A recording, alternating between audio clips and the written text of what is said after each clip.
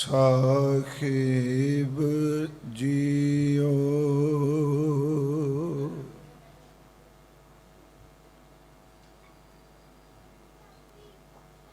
Jeeta JIO ਪਿੰਡ ਸਭ ਤੇਰਾ,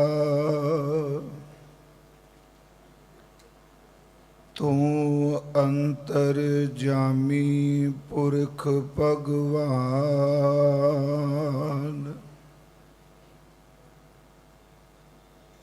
ਦਾਸਨ ਦਾਸ ਕਹਿ ਜਨ ਨਾਨਕ,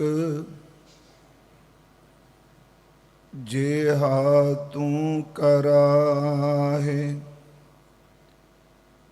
ਤਿਹਾ ਹਉ ਕਰੀ ਵਖਿਆਨ।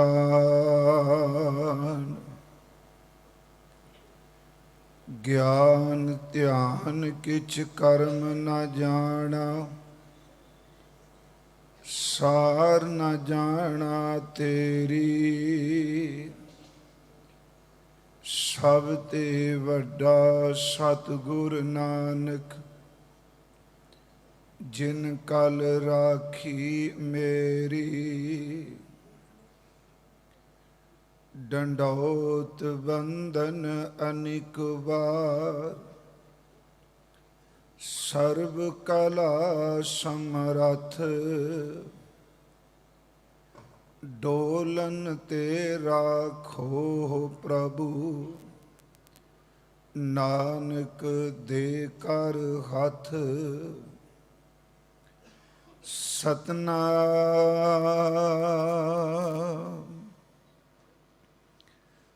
ਧੰਨ ਵਾਹਿਗੁਰੂ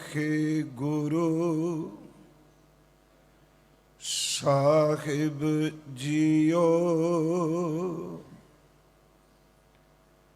ਸ਼ਲੋਕ ਮਹੱਲਾ ਪਹਿਲਾ। ਮੁਸਲਮਾਨਾਂ ਸਿਫਤ ਸ਼ਰਈਅਤ, ਪੜ ਪੜ ਕਰਹਿ ਵਿਚਾਰ। ਬੰਦੇ ਸੇ ਜੇ ਪਵਹਿ ਵਿੱਚ ਬੰਦੀ, ਵੇਖਣ ਕੋ ਦੀਦਾਰ। ਹਿੰਦੂ ਸਾਲਾਹੀ ਸਾਲਾਹਨ, ਦਰਸ਼ਨ ਰੂਪ ਅਪਾਰ। ਤੀਰਥ ਨਾਵਹਿ ਅਰਚਾ ਪੂਜਾ, ਅਗਰ ਵਾਸ ਬਹਿਕਾਰ। ਜੋਗੀ ਸੁਨ ਧਿਆਵਨ ਜੇਤੇ, ਅਲਖ ਨਾਮ ਕਰਤਾਰ। ਸੂਖਮ ਮੂਰਤ ਨਾਮ ਨਿਰੰਜਨ, ਕਾਇਆ ਕਾ ਆਕਾਰ। ਸਤਿਆਂ ਮਨ ਸੰਤੋਖ ਉਪਜੈ, ਦੇਣੈ ਕੈ ਵਿਚਾਰ। ਦੇ ਦੇ ਮੰਗਹਿ ਸਹਸਾ ਗੁਣਾ, ਸ਼ੋਭ ਕਰੇ ਸੰਸਾਰ। ਚੋਰਾਂ ਜਾਰਾਂ ਤੈ ਕੂੜਿਆਰਾਂ, ਖਾਰਾਬਾਂ ਵੇਕਾਰ। ਇਕ ਹੁੰਦਾ ਖਾਏ ਚੱਲਹਿ ਐ ਥਾਉ, ਤਿਨਾ ਭੇ ਕਾਈ ਕਾਰ। ਜਲ ਥਲ ਜੀਆਂ ਪੁਰੀਆਂ ਲੋਆਂ, ਆਕਾਰਾਂ ਆਕਾਰ। ਓਏ ਜੇ ਆਖੈ ਸੋ ਤੂੰ ਹੈ ਜਾਣ ਹੈ, ਤਿਨਾ ਭੇ ਤੇਰੀ ਸਾਰ। ਨਾਨਕ ਭਗਤਾਂ ਭੁਖ ਸਾਲਾਹਣ, ਸਚ ਨਾਮ ਆਧਾਰ,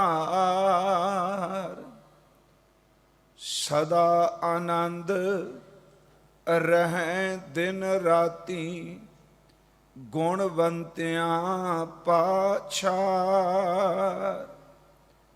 ਨਾਨਕ ਭਗਤਾਂ ਭੁਖ ਸਾਲਾਹਣ, ਸਚ ਨਾਮ ਆਧਾਰ। ਸਦਾ ਆਨੰਦ ਰਹਿ ਦਿਨ ਰਾਤੀ, ਗੁਣਵੰਤਿਆਂ ਪਾਛਾਰ। ਵਾਹਿਗੁਰੂ ਜੀ ਕਾ ਖਾਲਸਾ, ਵਾਹਿਗੁਰੂ ਜੀ ਕੀ ਫਤਿਹ। ਪਰਮ ਸਨਮਾਨਯੋਗ ਚਵਰ ਛਤਰ ਤਖਤ ਦੇ ਮਾਲਿਕ, ਜੁਗੋ ਜੁਗ ਅਟਲ, ਸਾਹਿਬ ਸ਼੍ਰੀ ਗੁਰੂ ਗ੍ਰੰਥ ਸਾਹਿਬ ਸੱਚੇ ਪਾਤਸ਼ਾਹ ਮਹਾਰਾਜ ਜੀ ਦੀ ਪਾਵਨ ਪਵਿੱਤਰ ਹਜ਼ੂਰੀ ਅੰਦਰ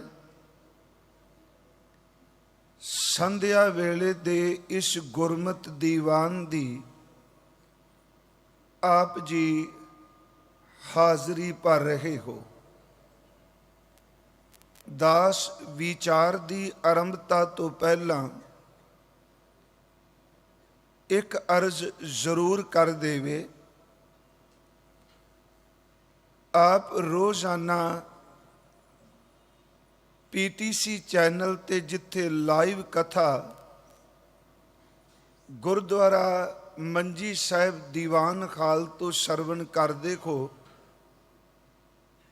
ਉਸ ਤੋਂ ਬਾਅਦ ਐਪੀਸੋਡ ਜੋ ਦਾਸ ਵੱਲੋਂ ਗੁਰੂ ਕਿਰਪਾ ਨਾਲ ਕਥਾ ਰਿਕਾਰਡ ਕਰਾਈ ਜਾਂਦੀ ਹੈ, ਉਸ ਨੂੰ ਸੰਗਤ ਸਰਵਣ ਕਰਦੀ ਹੈ। ਪਰ ਉਹ ਕਥਾ ਵਿਚਾਰ ਕੋਈ ਇੱਕ ਲੜੀਵਾਰ ਸਬਜੈਕਟ ਨਹੀਂ ਸੀ ਹੁੰਦਾ। ਵੱਖ-ਵੱਖ ਥਾਵਾਂ ਤੇ ਜੋ ਬੋਲਿਆ ਜਾਣਾ, ਉਹਦੇ ਉਹਨਾਂ ਨੇ ਐਪੀਸੋਡ ਬਣਾ ਕੇ ਚਲਾ ਦੇਣੇ। ਪਰ ਪਿਛਲੇ ਕੁਝ ਮਹੀਨਿਆਂ ਤੋਂ ਖਾਸ ਕਰ PTC ਚੈਨਲ ਵੱਲੋਂ ਸਮੁੱਚੇ ਪ੍ਰਬੰਧ ਵੱਲੋਂ ਇਹ ਸਲਾਹ ਕੀਤੀ ਗਈ ਕਿ ਕੋਈ ਲੜੀਵਾਰ ਗੁਰੂ ਗ੍ਰੰਥ ਸਾਹਿਬ ਜੀ ਦੀ ਅੰਮ੍ਰਿਤ ਬਾਣੀ ਦੀ ਵਿਚਾਰ ਸ਼ੁਰੂ ਕੀਤੀ ਜਾਏ, ਕਿਉਂਕਿ ਕਈ ਵਾਰੀ ਜਦੋਂ ਅਸੀਂ ਵੱਖ-ਵੱਖ ਥਾਵਾਂ ਤੇ ਕਥਾ ਕਰਨੇ ਆ, ਉਹ ਸਬਜੈਕਟ ਰਿਪੀਟ ਵੀ ਹੋ ਜਾਂਦਾ ਹੈ। ਫਿਰ ਉਹ ਸੁਣਨ ਵਾਲੇ ਨੂੰ ਵੀ ਕੁਝ ਹੋਰ ਤਰ੍ਹਾਂ ਲੱਗਦਾ ਹੈ। ਫਿਰ ਮਨ 'ਚ ਆਇਆ ਵੀ ਆਸਾਂ ਕੀ ਵਾਰ ਰੋਜ਼ਾਨਾ ਹਰਿਮੰਦਰ ਸਾਹਿਬ ਤੋਂ ਕੀਰਤਨ ਹੁੰਦਾ ਹੈ। ਆਮ ਗੁਰੂ ਘਰਾਂ ਵਿੱਚ ਇਤਿਹਾਸਿਕ ਅਸਥਾਨਾਂ ਤੇ ਵੀ ਆਸਾ ਕੀ ਵਾਰ ਦਾ ਕੀਰਤਨ ਹੁੰਦਾ ਹੈ। ਕਿਤਨਾ ਚੰਗਾ ਹੋਵੇ ਜੇ ਆਸਾ ਕੀ ਵਾਰ ਦੀ ਲੜੀਵਾਰ ਕਥਾ ਵਿਚਾਰ ਔਰ ਅੱਖਰੀ ਅਰਥ ਜਿਹੜੇ ਨੇ ਉਹ ਸੰਗਤ ਨਾਲ ਸਾਂਝੇ ਕੀਤੇ ਜਾਣ। ਪਰ ਅਗਲੀ ਇੱਕ ਸਮੱਸਿਆ ਸੀ, ਕਿਉਂਕਿ ਇੱਕ ਜਗ੍ਹਾ ਨਿਰੰਤਰ ਮੈਂ ਬੈਠ ਨਹੀਂ ਸਕਦਾ। ਅੱਜ ਇੱਥੇ, ਕੱਲ ਇੱਥੇ, ਕਿਤੇ ਪਰਸੋਂ ਫਿਰ ਕਿਤੇ। ਫਿਰ ਮਨ 'ਚ ਖਿਆਲ ਆਇਆ ਵੀ ਕਿਉਂ ਨਾ ਜਿੱਥੇ 2, 3, 4 ਦੀਵਾਨ ਲਗਾਤਾਰ ਹੋਣ, ਉੱਥੇ ਨਾਲ ਨਾਲ ਆਸਾ ਕੀ ਵਾਰ ਦੀ ਲੜੀਵਾਰ ਕਥਾ ਜਿਹੜੀ ਹੈ ਉਹਨਾਂ ਥਾਵਾਂ ਤੇ ਹੁੰਦੀ ਰਹੇ।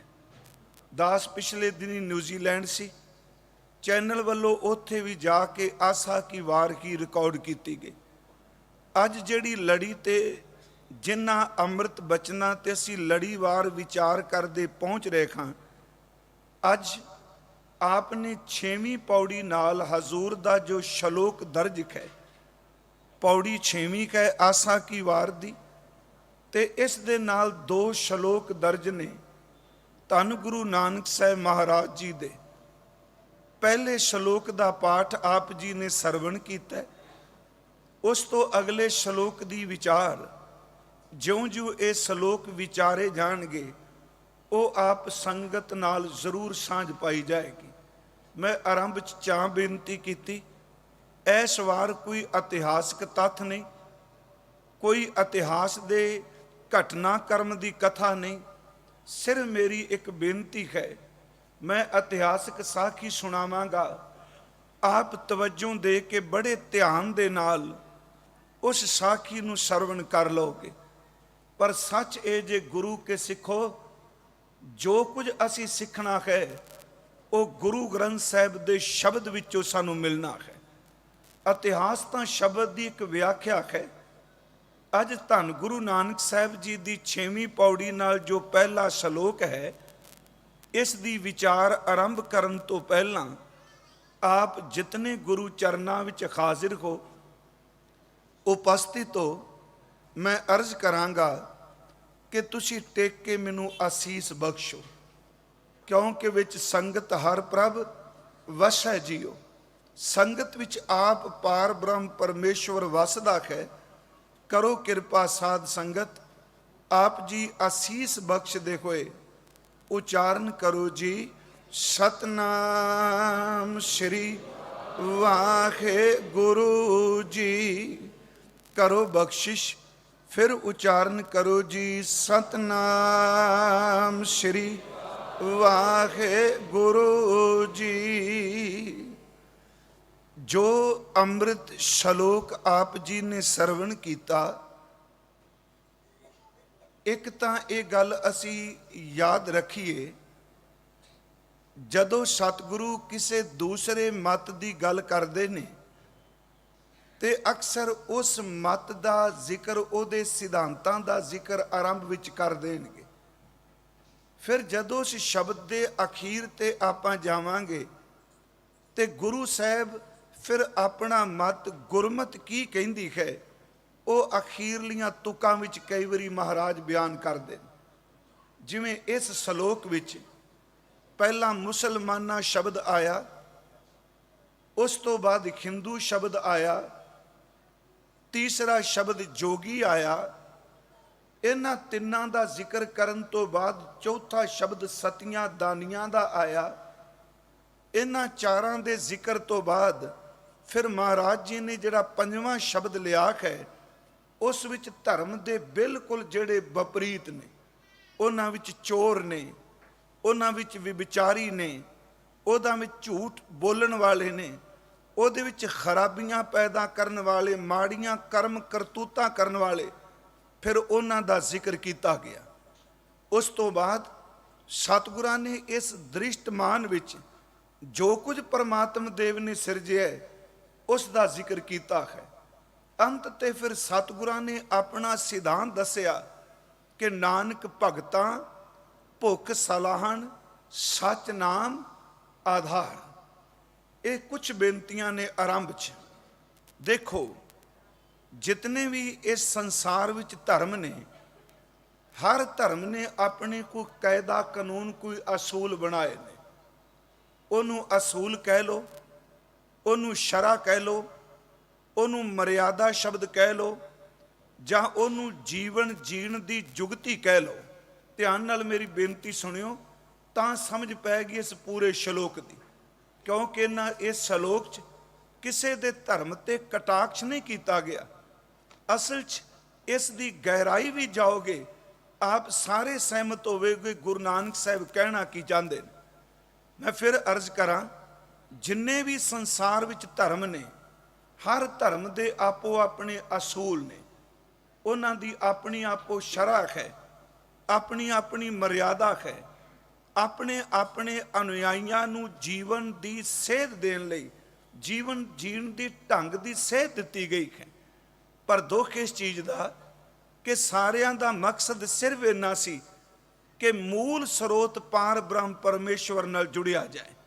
ਗੱਲ ਸੁਣੋ, ਪਰ ਹੋਇਆ ਕੀ, ਵਕਤ ਲੰਘੀ ਗਿਆ, ਲੋਕਾਂ ਨੇ ਸ਼ਰ੍ਹਾ ਦੇ ਬਣੇ ਹੋਏ ਕਾਨੂੰਨ ਦੀਆਂ ਗੱਲਾਂ ਜ਼ਰੂਰ ਕੀਤੀਆਂ, ਪਰ ਜਿਸ ਪਰਮਾਤਮਾ ਤੱਕ ਜਾ ਕੇ ਪਹੁੰਚਣਾ ਸੀ, ਉਹਨੂੰ ਆਪਣੇ ਹਿਰਦੇ ਵਿੱਚੋਂ ਵਿਸਾਰ ਦਿੱਤਾ। ਫਿਰ ਬੇਨਤੀ ਸੁਣੋ, ਅਸੂਲ ਕੋਈ ਮਾੜਾ ਨਹੀਂ। ਦਾਸ ਨੇ ਪਿਛਲੇ ਦਿਨੀ ਇਹੀ ਕਥਾ ਵਿਚਾਰ ਕਰਦਿਆਂ ਕਿਹਾ ਸੀ, ਅੱਜ ਸ਼ਬਦ ਆਇਆ ਸ਼ਰੀਅਤ, ਇਹਨੂੰ ਅਸੀਂ ਸ਼ਰ੍ਹਾ ਕਹਿੰਦੇ ਹਾਂ। ਉਹ ਮੈਂ ਅੱਗੇ ਅਰਜ਼ ਕਰਾਂਗਾ ਸ਼ਰ੍ਹਾ ਕੀ ਹੈ। ਅਸੀਂ ਇੱਕ ਸ਼ਬਦ ਵਰਤਨੇ ਆ ਮਰਿਆਦਾ। ਗੁਰੂ ਗ੍ਰੰਥ ਸਾਹਿਬ 'ਚ ਸ਼ਬਦ ਆਇਆ ਹੈ ਮਿਰਜਾਦ। ਇਹ ਰਿਪੀਟ ਹੋਵੇਗੀ ਆਸਾਂ ਕੀ ਵਾਰ ਦੀ ਕਥਾ ਵੀ, ਜਿਹੜੇ ਸਰੋਤੇ ਸੁਣ ਮਹਿਸੂਸ ਨਾ ਕਰਨ ਰਿਕਾਰਡਿੰਗ ਤੋਂ ਬਾਅਦ, ਕਿਉਂਕਿ ਮੈਂ ਅੱਜ ਵੱਖਰੀ ਥਾਂ ਤੇ ਕਥਾ ਕਰਨਾ ਹੈ ਇੱਥੇ। ਮਰਿਆਦਾ ਅਸਲ 'ਚ ਸੰਸਕ੍ਰਿਤ ਦੇ ਮਰਿਆ ਸ਼ਬਦ 'ਚੋਂ ਬਣਿਆ ਹੈ। ਜਿਹੜਾ ਮਰਿਆਦਾ ਲਫ਼ਜ਼ ਹੈ ਇਹ ਸੰਸਕ੍ਰਿਤ ਦੇ ਮਰਿਆ ਸ਼ਬਦ 'ਚੋਂ ਬਣਿਆ। ਹੁਣ ਮਰਿਆ ਦਾ ਅਰਥ ਹੁੰਦਾ ਹੈ ਕਿ ਨਦੀ ਦੇ ਦੋ ਕੰਢੇ, ਨਦੀ ਦੇ ਦੋ ਕਿਨਾਰੇ। ਜਿਵੇਂ ਆਪ ਜੀ ਦੇ ਸਨਮੁਖੇ ਤੇ ਖਾਲ ਵਿੱਚ ਆੜ ਵਿੱਚ ਪਾਣੀ ਚੱਲਦਾ, ਪਰ ਦੋ ਕਿਨਾਰਿਆਂ ਵਿੱਚ ਹੀ ਪਾਣੀ ਚੱਲੇਗਾ ਨਾ। ਜੇ ਨਦੀ ਦੇ, ਨਹਿਰ ਦੇ, ਖਾਲ ਦੇ, ਆੜ ਦੇ ਕਿਨਾਰੇ ਨਹੀਂ ਤੇ ਪਾਣੀ ਕਦੀ ਵੀ ਮੰਜ਼ਿਲ ਤੇ ਨਹੀਂ ਪਹੁੰਚ ਸਕੇਗਾ। ਪਾਣੀ ਉਹੀ ਮੰਜ਼ਿਲ ਤੇ ਪਹੁੰਚੇਗਾ ਜੋ ਕਿਨਾਰਿਆਂ ਵਿੱਚ ਰਹਿ ਕੇ ਚੱਲਦਾ ਹੈ। ਜਿਹਦੇ ਕਿਨਾਰੇ ਕੋਈ ਨਹੀਂ ਉਹ ਪਾਣੀ ਬਿਖਰ ਜਾਏਗਾ, ਉਹ ਮੰਜ਼ਿਲ ਤੱਕ ਨਹੀਂ ਪਹੁੰਚੇਗਾ। ਜਿਵੇਂ ਦਰਿਆ ਦੇ, ਨਦੀ ਦੇ, ਆੜ ਦੇ ਕਿਨਾਰੇ ਹੋਣ ਤੇ ਪਾਣੀ ਉਹਨਾਂ ਕਿਨਾਰਿਆਂ ਦੇ ਵਿੱਚ ਚੱਲੇ, ਸ਼ਰਤ ਉਹਨਾਂ ਕਿਨਾਰਿਆਂ ਦੇ ਵਿੱਚ ਚੱਲੇ। ਪਰ ਜੇ ਉਹ ਪਾਣੀ ਕਿਨਾਰਿਆਂ ਦੇ ਵਿੱਚ ਰਿਹਾ, ਇੱਕ ਦਿਨ ਮੰਜ਼ਿਲ ਤੇ ਪਹੁੰਚੇਗਾ। ਜੇ ਨਦੀ, ਨਹਿਰ, ਖਾਲ, ਆੜ ਦੇ ਕਿਨਾਰੇ ਹੋਣ ਤੇ ਪਾਣੀ ਟਿਕਾਣੇ ਤੇ ਮੰਜ਼ਿਲ ਤੇ ਪਹੁੰਚ ਜਾਂਦਾ ਹੈ। ਜਿਹੜਾ ਬੰਦਾ ਆਪਣੇ ਧਰਮ ਦੇ ਕਿਨਾਰਿਆਂ ਵਿੱਚ ਦੱਸੇ ਹੋਏ ਅਸੂਲਾਂ ਵਿੱਚ ਰੂਹਾਨੀਅਤ ਕਮਾਉਂਦਾ ਹੈ, ਇੱਕ ਦਿਨ ਉਹ ਪਰਮਾਤਮਾ ਦੇ ਘਰ ਤੱਕ ਪਹੁੰਚ ਜਾਂਦਾ ਹੈ। ਪਰ ਗੱਲ ਸੁਣਿਓ ਧਿਆਨ ਨਾਲ, ਜੇ ਕਿਨਾਰੇ ਹੀ ਰਹਿ ਜਾਣ ਤੇ ਵਿੱਚ ਪਾਣੀ ਨਾ ਹੋਵੇ, ਫਿਰ ਕਿਨਾਰਿਆਂ ਨੂੰ ਕੀ ਕਰਾਂਗੇ? ਸਮਝੋ ਇਸ ਨੁਕਤੇ। ਮੰਨ ਲਓ ਇੱਕ ਖਾਲ ਬਣਾ ਦਿੱਤਾ ਹੈ, ਆੜ ਤਿਆਰ ਹੋ ਗਈ। ਆੜ ਤਾਂ ਕਿਨਾਰੇ ਇਸ ਕਰਕੇ ਬਣਾਏ ਵੀ ਪਾਣੀ ਇਹਦੇ ਵਿੱਚ ਚੱਲੇ। ਜੇ ਪਾਣੀ ਹੈ ਹੀ ਨਹੀਂ ਤੇ ਫਿਰ ਉਹਨਾਂ ਕਿਨਾਰਿਆਂ ਨੇ ਸਾਨੂੰ ਕਿੱਥੇ ਲੈ ਜਾਣਾ ਹੈ? ਯਾਦ ਰੱਖਿਓ, ਮਰਿਆਦਾ ਤਾਂ ਇੱਕ ਜ਼ਿੰਦਗੀ ਜੀਣ ਦੇ ਕਿਨਾਰੇ ਨੇ। ਇਹਦੇ ਅੰਦਰ ਸਪਿਰਿਚੁਅਲਿਟੀ, ਰੂਹਾਨੀਅਤ ਦਾ ਆਪਾਂ ਪ੍ਰਵਾਹ ਚਲਾਣਾ ਹੈ। ਜੇ ਕੱਲੇ ਲੋਕ ਕਿਨਾਰਿਆਂ ਤੇ ਝਗੜਨ ਲੱਗ ਪੈਣ, ਅੰਦਰ ਵਾਲਾ ਪ੍ਰਵਾਹ ਖਤਮ ਹੋ ਜਾਏ ਤੇ ਮੰਜ਼ਿਲ ਕਦੀ ਬੰਦੇ ਨੂੰ ਮਿਲਦੀ ਨਹੀਂ। ਹੁਣ ਬੇਨਤੀ ਹੈ, ਮੁਸਲਮਾਨਾਂ ਦੀ ਆਪਣੀ ਸ਼ਰ੍ਹਾ ਹੈ, ਹਿੰਦੂ ਵੀਰਾਂ ਦੀ ਆਪਣੀ ਸ਼ਰ੍ਹਾ ਹੈ, ਜੋਗੀਆਂ ਦੇ ਆਪਣੇ ਚਿੰਨ੍ਹ ਨੇ, ਦਾਨੀਆਂ ਦੇ ਆਪਣੇ ਖਿਆਲ ਨੇ। ਫਿਰ ਮੇਰੀ ਬੇਨਤੀ ਸੁਣਿਓ, ਮੈਂ ਇਸ ਗੱਲ ਦੇ ਵਿਰੋਧ 'ਚ ਨਹੀਂ ਕਿ ਸ਼ਰ੍ਹਾ ਨੂੰ ਨਹੀਂ ਮੰਨਣਾ ਚਾਹੀਦਾ, ਕਾਇਦੇ ਕਾਨੂੰਨ ਹਨ। ਇੱਥੋਂ ਤੱਕ ਕੱਲਾ ਇਨਸਾਨੀ ਜ਼ਿੰਦਗੀ ਨਹੀਂ, ਤੁਸੀਂ ਬਾਹਰ ਮੁਕੀ ਸੰਸਾਰ ਨੂੰ ਦੇਖੋ, ਮਰਿਆਦਾ ਤੋਂ ਬਿਨਾਂ ਤਾਂ ਮੁਲਕ ਵੀ ਕੋਈ ਨਹੀਂ ਚੱਲ ਸਕਦਾ। ਆਪਾਂ ਸੜਕ ਤੇ ਸਫ਼ਰ ਕਰਨੇ, ਸਾਡੇ ਦੇਸ਼ ਦਾ ਇੱਕ ਕਾਨੂੰਨ ਹੈ ਕਿ ਅਸੀਂ ਸਫ਼ਰ ਕਰਦਿਆਂ ਖੱਬੇ ਹੱਥ ਚੱਲਣਾ। ਜਦੋਂ ਅਸੀਂ ਅਮਰੀਕਾ, ਕੈਨੇਡਾ ਜਾਂਦੇ ਹਾਂ ਤੇ ਉੱਥੋਂ ਦਾ ਕਾਨੂੰਨ ਹੈ ਕਿ ਬੰਦੇ ਨੇ ਸੱਜੇ ਹੱਥ ਚੱਲਣਾ ਹੈ। ਉੱਥੋਂ ਦਾ ਆਪਣਾ ਕਾਇਦਾ ਕਾਨੂੰਨ ਹੈ। ਪਰ ਜੇ ਇੱਥੇ ਕੋਈ ਖੱਬੇ ਚੱਲੇਗਾ, ਸਹੀ ਤਰੀਕੇ ਨਾਲ ਆਪਣੇ ਟਿਕਾਣੇ ਪਹੁੰਚੇਗਾ। ਜੇ ਉੱਥੇ ਸੱਜੇ ਨਾਲ ਕੋਈ ਚੱਲੇਗਾ ਤੇ ਸਹੀ ਤਰੀਕੇ ਨਾਲ ਆਪਣੇ ਟਿਕਾਣੇ ਤੇ ਪਹੁੰਚੇਗਾ। ਉਹ ਆਪੋ ਆਪਣੇ ਕਾਨੂੰਨ ਨੇ। ਪਰ ਕਦੀ ਅਸੀਂ ਅਮਰੀਕਾ ਵਿੱਚ ਖਲੋ ਕੇ ਇੰਡੀਆ ਦੇ ਕਾਨੂੰਨ ਨੂੰ ਨਿੰਦਾਂਗੇ ਕਿ ਉਹ ਤਾਂ ਮੂਰਖ ਲੋਕ, ਉਹਨਾਂ ਨੂੰ ਪਤਾ ਹੀ ਨਹੀਂ, ਉਹ ਖੱਬੇ ਚੱਲਦੇ ਨੇ। ਤੇ ਕਦੀ ਉੱਥੋਂ ਦੇ ਮੁਲਕ ਦਾ ਆਇਆ ਹੋਇਆ ਇਨਸਾਨ ਇੱਥੇ ਸ਼ਬਦ ਕਹਿ ਗਏ ਲੋਕ ਮੂਰਖ ਨੇ ਕਿ ਅਸੀਂ ਸੱਜੇ ਚੱਲਨੇ? ਨਹੀਂ ਨਹੀਂ, ਦੇਖੋ ਕਾਇਦੇ ਕਾਨੂੰਨ ਜਿਹੜੇ ਹੁੰਦੇ ਨੇ ਇਹ ਇਨਸਾਨ ਨੂੰ ਜੀਵਨ ਜੀਣ ਦਾ ਢੰਗ ਦਿੰਦੇ ਨੇ। ਅਗਲੀ ਬੇਨਤੀ, ਜੇ ਸਾਡੇ ਸਰੀਰ ਦਾ ਵੀ ਕਾਨੂੰਨ ਕਾਇਦਾ ਨਾ ਹੋਵੇ, ਮਰਿਆਦਾ 'ਚ ਸਰੀਰ ਨਾ ਹੋਵੇ ਤੇ ਬੰਦੇ ਦੀ ਮੌਤ ਹੋ ਜਾਏਗੀ। ਥੋੜੀ ਜਿਹੀ ਇਹਨੂੰ ਵੀ ਬੇਨਤੀ ਨੂੰ ਸੁਣਿਓ। ਮੈਂ ਸ਼ਲੋਕਾਂ ਤੋਂ ਪਹਿਲਾਂ ਬੇਨਤੀ ਕਰਨੀ ਚਾਹੁੰਦਾ, ਅਰਥਾਂ ਤੋਂ ਪਹਿਲਾਂ, ਕਿ ਗੁਰੂ ਨਾਨਕ ਸਾਹਿਬ ਸਾਨੂੰ ਕੀ ਸਮਝਾਉਂਦੇ ਪਏ। ਅਸੀਂ ਸਮਝੀਏ ਉਸ ਗੱਲ ਕਿ ਤੁਹਾਡਾ ਮੇਰਾ ਸਰੀਰ ਮਰਿਆਦਾ 'ਚ ਨਹੀਂ। ਜਿਹੜੇ ਲੋਕ ਕਹਿੰਦੇ ਸੀ ਮਰਿਆਦਾ ਨੂੰ ਨਹੀਂ ਮੰਨਦੇ, ਮੇਰੀ ਬੇਨਤੀ ਹੈ, ਮੇਰਾ ਤੇ ਤੁਹਾਡਾ ਹਾਰਟ ਇਸ ਵਕਤ ਹਾਰਟ ਬੀਟ ਚੱਲ ਰਹੀ ਹੈ, ਦਿਲ ਧੜਕਦਾ ਪਿਆ।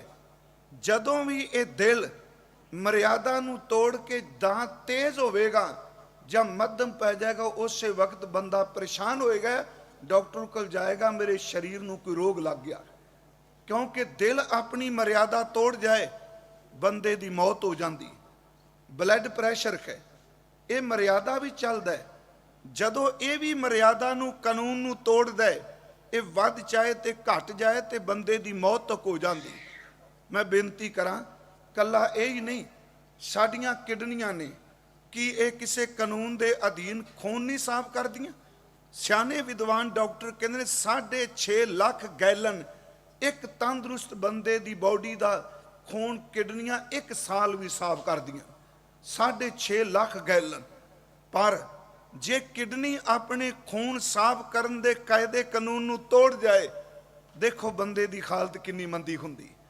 ਵਿਚਾਰਾ ਤਰਲੇ ਲੈ ਰਿਹਾ, ਉਹਨੂੰ ਮਸ਼ੀਨਾਂ ਨਾਲ ਖੂਨ ਸਾਫ਼ ਕੀਤਾ ਜਾ ਰਿਹਾ। ਜੇ ਸਾਡੇ ਸਾਹ ਲੈਣ ਦੀ ਮਰਿਆਦਾ 'ਚ ਕੋਈ ਫਰਕ ਪੈ ਜਾਏ, ਪਿਆਰਿਓ, ਇਨਸਾਨ ਦੀ ਮੌਤ ਹੋ ਜਾਏਗੀ। ਅਗਲੀ ਬੇਨਤੀ ਕਰਾਂ, ਕੱਲੀ ਬਾਡੀ ਦੀ ਇੱਕ ਮਰਿਆਦਾ 'ਚ ਨਹੀਂ, ਇੱਥੋਂ ਤੱਕ ਕਿ ਰੱਬ ਨੇ ਵੱਖ-ਵੱਖ ਸੁਭਾਅ ਦੇ ਤੱਤ ਵੀ ਇੱਕ ਥਾਂ ਤੇ ਬੰਨ੍ਹ ਦਿੱਤੇ। ਹੁਣ ਇਸ ਸਰੀਰ ਨੂੰ ਅਸੀਂ ਕਹਿੰਦੇ ਹਾਂ 5 ਤੱਤਾਂ ਦਾ। ਇਹ ਪੌਣ, ਪਾਣੀ, ਅਗਨ, ਮਿੱਟੀ, ਆਕਾਸ਼। ਪਰ ਤੁਸੀਂ ਦੇਖੋ ਇਹ ਸਾਰੇ ਤੱਤ ਇੱਕ ਦੂਜੇ ਨਾਲ ਸਹਿਮਤ ਨੇ। ਪਾਣੀ ਤੇ ਅੱਗ ਦਾ ਕਿਤੇ ਸੁਮੇਲ ਹੈ, ਅੱਗ ਤੇ ਹਵਾ ਦਾ ਕਿਤੇ ਸੁਮੇਲ ਹੈ, ਅੱਗ ਤੇ ਮਿੱਟੀ ਦਾ ਕਿਤੇ ਸੁਮੇਲ ਹੈ। ਪਰਮਾਤਮਾ ਨੇ ਜਦੋਂ ਜ਼ਿੰਦਗੀ ਦੀ ਮਰਿਆਦਾ ਬਣਾਈ, ਸੱਚ ਇਹ ਉਹਨੇ ਵੱਖ-ਵੱਖ ਵਿਰੋਧੀ ਤੱਤਾਂ ਨੂੰ ਵੀ ਇੱਕ ਥਾਂ ਤੇ ਇਕੱਠਿਆਂ ਕਰ ਦਿੱਤਾ। ਚੇਤੇ ਰੱਖਿਓ, ਜਦੋਂ ਵਿਰੋਧੀ ਇਕੱਠੇ ਤੱਤ ਹੋ ਗਏ, ਉਹਦੇ ਵਿੱਚੋਂ ਜੋ ਕੁਝ ਪੈਦਾ ਹੋਇਆ ਉਹਨੂੰ ਆਪਾਂ ਜ਼ਿੰਦਗੀ ਕਹਿੰਦੇ ਹਾਂ। ਇੱਕ ਮਰਿਆਦਾ ਹੈ ਨਾ ਜੀ, ਕੱਲੀ ਇੱਥੇ ਨਹੀਂ, ਤੁਸੀਂ ਬਾਹਰ ਦੇਖੋ। ਮੈਂ ਸਿਰਫ ਪਹਿਲੀ ਬੇਨਤੀ ਕਰਾਂਗਾ, ਕਿਉਂਕਿ ਇਹ ਵਿਚਾਰ ਹੋ ਸਕਦਾ ਕਿ 4 ਦੀਵਾਨਾਂ 'ਚ ਮੇਰੇ ਤੋਂ ਇੱਕ ਪੌੜੀ ਮੁਸ਼ਕਲ ਨਾਲ ਹੋਵੇ, ਕਿਉਂਕਿ ਗੁਰੂ ਗ੍ਰੰਥ ਸਾਹਿਬ ਬੜੇ ਗਹਿਰੇ ਨੇ। ਮੈਂ ਹਰ ਥਾਂ ਇੱਕ ਹੋਕਾ ਦੇ ਰਿਹਾ, ਗੁਰੂ ਕੇ ਸਿੱਖੋ। ਇਸ ਸਤਿਗੁਰੂ ਨੂੰ ਕੇਵਲ ਰੁਮਾਲਿਆਂ ਤੱਕ, ਚੌਰ ਤੱਕ, ਛਤਰ ਤੱਕ, ਛੱਬਿਆਂ ਤੱਕ ਸੀਮਿਤ ਨਾ ਰੱਖੋ। ਗੁਰੂ ਗ੍ਰੰਥ ਸਾਹਿਬ 'ਚ ਟੁੱਬੀ ਮਾਰ ਕੇ ਦੇਖੋ, ਇਹਦੇ ਵਿੱਚੋਂ ਉਹ ਜੀਵਨ ਮਿਲੇਗਾ ਜਿਹਦਾ ਮੁਕਾਬਲਾ ਦੁਨੀਆ ਦੇ ਕਿਸੇ ਪਦਾਰਥ ਨਾਲ ਕੀਤਾ ਹੀ ਨਹੀਂ ਜਾ ਸਕਦਾ। ਗੁਰੂ ਗ੍ਰੰਥ ਸਾਹਿਬ 'ਚ ਕਿੰਨੇ ਕੁ ਨੇ ਸਾਡੇ 'ਚ ਜਿਹੜੇ ਰੋਜ਼ਾਨਾ ਸਹਿਜ ਪਾਠ ਕਰਦੇ ਨੇ, ਕਿੰਨੇ ਕੁ ਨੇ ਜਿਨ੍ਹਾਂ ਨੇ ਖੁਦ ਗੁਰੂ ਗ੍ਰੰਥ ਸਾਹਿਬ ਦਾ ਪਾਠ ਬਰੀਕੀ ਨਾਲ ਆਪ ਕੀਤਾ ਹੈ। ਨਹੀਂ ਪਿਆਰਿਓ, ਤੁਸੀਂ ਨਿਰਭਰ ਹੋ ਸਾਡੇ, ਮੈਨੂੰ ਬਖਸ਼ ਦਿਆ ਜੇ। ਠੀਕ ਹੈ, ਤੁਹਾਡੇ ਕੋਲ ਕੀਰਤਨੀ ਆਉਂਦੇ ਨੇ, ਕਥਾ ਵਾਲੇ ਆਉਂਦੇ ਨੇ, ਮਹਾਂਪੁਰਖ ਆਉਂਦੇ ਨੇ। ਮੇਰੀ ਬੇਨਤੀ ਇਹਨੂੰ ਫੀਲ ਨਾ ਕਰਿਓ। ਜੇ ਹਰ ਬੰਦਾ ਚਾਹੁੰਦਾ ਹੈ ਮੈਂ ਆਪਣੇ ਪੈਰਾਂ ਤੇ ਖੜਾ ਹੋ ਕੇ ਰੋਟੀ ਕਮਾਵਾਂ, ਮੈਂ ਆਪਣੇ ਮਾਂ-ਬਾਪ, ਆਪਣੇ ਭੈਣਾਂ ਭਰਾਵਾਂ ਦਾ ਮੁਤਾਜ ਨਾ ਰਵਾਂ, ਗੁਰੂ ਕੇ ਸਿੱਖੋ, ਕੀਰਤਨ ਕਥਾ ਸੁਣੋ, ਪਰ ਸਪਿਰਿਚੁਅਲਿਟੀ ਵਿੱਚ ਕਿਸੇ ਦੇ ਮੁਤਾਜ ਨਾ ਬਣੋ। ਖੁਦ ਗੁਰੂ ਗ੍ਰੰਥ ਸਾਹਿਬ ਨਾਲ ਸਾਂਝ ਪਾਓ, ਸਮਝ ਪੈ ਜਾਏ ਕਿ ਮੇਰੇ ਗੁਰੂ ਦੇ ਸ਼ਬਦ ਵਿੱਚ ਰੱਖਿਆ ਕੀ ਹੋਇਆ। ਮੈਂ ਤੁਹਾਨੂੰ ਸੁਣਾ ਦਿੱਤਾ, ਤੁਸੀਂ ਸੁਣ ਲੈਣਾ। ਜਿਹੜੇ ਮੇਰੇ ਪ੍ਰਤੀ ਸ਼ਰਧਾ ਰੱਖਣਗੇ ਉਹ ਮੇਰੀ ਗੱਲ ਨੂੰ ਆਖਰੀ ਸੱਚ ਸਮਝਣਗੇ। ਇਹ ਦੁਖਾਂ ਤੇ ਰੱਬ ਦੇ ਘਰ 'ਚ ਐਸੀ ਖੇਡ ਨਹੀਂ। ਇੱਥੇ ਤਾਂ ਪਿਆਰਿਓ ਪਰੇ ਤੋਂ ਪਰੇ ਦੀ ਗੱਲ ਹੈ। ਮੈਂ ਫਿਰ ਬੇਨਤੀ ਕਰਾਂ, ਕੇਵਲ ਸਰੀਰ ਦੀ ਮਰਿਆਦਾ ਨਹੀਂ, ਤੁਸੀਂ ਧਿਆਨ ਨਾਲ ਦੇਖੋ, ਆ ਬਾਹਰ ਸਾਡੇ ਘਰਾਂ ਵਿੱਚ ਮਰਿਆਦਾ ਨਹੀਂ। ਅਸੀਂ ਗੈਸ ਵਾਲਾ ਚੁੱਲ੍ਹਾ ਬਾਲਨੇ, ਹਾਲਾਂਕਿ ਉਹ ਲਿਕਵਿਡ ਗੈਸ ਸਿਲੰਡਰ 'ਚ ਭਰੀ ਹੈ, ਪਰ ਉਹਦੀਆਂ ਵੀ 3 ਟਿਕਾਣੇ ਬਣਾਏ ਇਹਨਾਂ ਨੂੰ ਮਰਿਆਦਾ 'ਚ ਲਿਆਉਣ ਲਈ। ਆਪਾਂ ਰੈਗੂਲੇਟਰ ਲਾਉਂਦੇ ਹਾਂ, ਫਿਰ ਉਹਦੇ ਲਈ ਇੱਕ ਬਟਨ ਵੀ ਬਣਾਇਆ ਗਿਆ, ਫਿਰ ਚੁੱਲ੍ਹਾ ਬਣਾਇਆ ਗਿਆ। ਤੇ ਜੇ ਕਿਤੇ ਉਹ ਅੱਗ ਦਾ ਭਰਿਆ, ਗੈਸ ਦਾ ਭਰਿਆ ਸਿਲੰਡਰ ਬੇਮਰਿਆਦਾ ਹੋ ਜਾਏ ਪਿਆਰਿਓ, ਜਿੰਨੇ ਸਾਡੀ ਰੋਟੀ ਪਕਾਣੀ ਉਹ ਘਰ ਨੂੰ ਸਾੜ ਕੇ ਰਾਹ ਕਰ ਦੇਵੇਗਾ। ਉਹ ਮਰਿਆਦਾ ਚੱਲ ਰਹੀ ਹੈ। ਕਦੀ ਬੰਦੇ ਨਹੀਂ ਕਿਹਾ ਰੈਗੂਲੇਟਰ ਦੀ ਕੀ ਲੋੜ ਹੈ, ਮੈਂ ਤਾਂ ਸਿੱਧਾ ਉੱਤੇ ਚੁੱਲ੍ਹੇ ਦੇ ਰੱਖੂੰ, ਮੈਂ ਸਿਲੰਡਰ ਨੂੰ ਅੱਗ ਲਾਉਂਗਾ ਸਿੱਧੀ, ਚੁੱਲ੍ਹੇ ਲੋੜ ਹੀ ਨਹੀਂ। ਨਹੀਂ ਨਹੀਂ, ਜੇ ਉਸ ਲਿਕਵਿਡ ਨੂੰ ਵੀ ਸੱਚ ਐਵੇਂ ਕਿ ਤੁਸੀਂ ਜਿੰਨੀ ਦੇਰ ਤੱਕ ਮਰਿਆਦਾ 'ਚ ਨਹੀਂ ਲੈ ਕੇ ਆਉਂਦੇ, ਉਨੀ ਦੇਰ ਤੱਕ ਆਪਾਂ ਰੋਟੀ ਪਾਣੀ ਪ੍ਰਸ਼ਾਦਾ ਨਹੀਂ ਤਿਆਰ ਕਰ ਸਕਾਂਗੇ। ਪਾਣੀ ਸਾਡੇ ਘਰਾਂ 'ਚ ਆਉਂਦਾ, ਜਿੰਨੀ ਦੇਰ ਤੱਕ ਮਰਿਆਦਾ ਵੀ ਚੱਲੇਗਾ, ਸੱਚ ਐਵੇਂ ਸਾਡੀ ਜ਼ਿੰਦਗੀ ਬਣੇਗਾ। ਜਦੋਂ ਮਰਿਆਦਾ ਨੂੰ ਤੋੜ ਦੇਗਾ, ਉਹ ਪਾਣੀ ਸਾਡੀ ਮੌਤ ਦਾ ਕਾਰਨ ਬਣੇਗਾ। ਮੈਂ ਸਿਰਫ ਇੱਥੇ ਬੇਨਤੀਆਂ ਕਰਨੀਆਂ ਨੇ।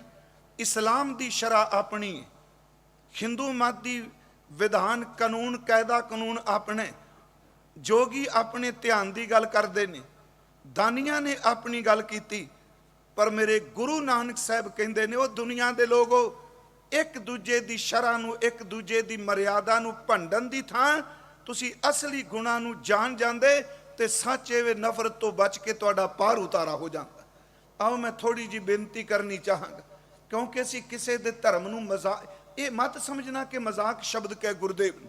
ਗੁਰੂ ਨਾਨਕ ਸਾਹਿਬ ਜੀ ਤੋਂ ਪਹਿਲਾਂ ਇਹ ਸਾਡਾ ਜ਼ੋਰ ਲੱਗਾ ਹੋਇਆ ਹੈ ਪੂਰੇ ਸੰਸਾਰ ਦਾ, ਕੱਲਾ ਤੁਹਾਡਾ ਨਹੀਂ, ਪੂਰੇ ਸੰਸਾਰ ਦਾ, ਮੇਰੇ ਧਰਮ ਦਾ ਬੋਲਬਾਲਾ ਹੋਵੇ। ਇਹੀ ਹੈ ਨਾ ਜੀ, ਮੇਰੇ ਧਰਮ ਦੇ ਲੋਕਾਂ ਦੀ ਗਿਣਤੀ ਵਧੇ। ਪਰ ਮੈਂ ਬੇਨਤੀ ਕਰਾਂਗਾ, ਗਿਣਤੀ ਆਦਮੀਆਂ ਦੀ ਵੱਧ ਜਾਏਗੀ ਇਮੋਸ਼ਨਲ ਕਰਕੇ, ਪਰ ਧਰਮ ਕਮਾਉਣ ਵਾਲਾ ਦੁਨੀਆ ਵਿੱਚੋਂ ਕਰੋੜਾਂ ਵਿੱਚ ਇੱਕ ਅੱਧਾ ਹੀ ਸਾਨੂੰ ਕਿਤੇ ਨਜ਼ਰ ਆਵੇਗਾ। ਫਿਰ ਬੇਨਤੀ ਸੁਣੋ, ਗੁਰੂ ਨਾਨਕ ਸਾਹਿਬ ਦੇ ਵੇਲੇ ਹਿੰਦੁਸਤਾਨ ਦੀ ਦਸ਼ਾ ਕੀ ਹੈ। ਭਾਈ ਗੁਰਦਾਸ ਸਾਹਿਬ ਦੀ ਰਚਨਾ ਆਪਾਂ ਲਾਂਗੇ, ਗੱਲ ਬੜੀ ਸੌਖੀ ਸਮਝ ਪਏਗੀ। ਜਿਹੜਾ ਹਾਕਮ ਹੈ ਉਹ ਮੁਸਲਮਾਨ ਹੈ, ਇਹਨੂੰ ਕਿਸੇ ਫਿਰਕੇ ਨਾਲ ਜੋੜ ਕੇ ਨਾ ਦੇਖਿਓ, ਕਿਉਂਕਿ ਮੈਨੂੰ ਅਰਥ ਕਰਨ ਵਾਸਤੇ ਗੱਲਾਂ ਸਪਸ਼ਟ ਕਰਨੀਆਂ ਪੈਣੀਆਂ।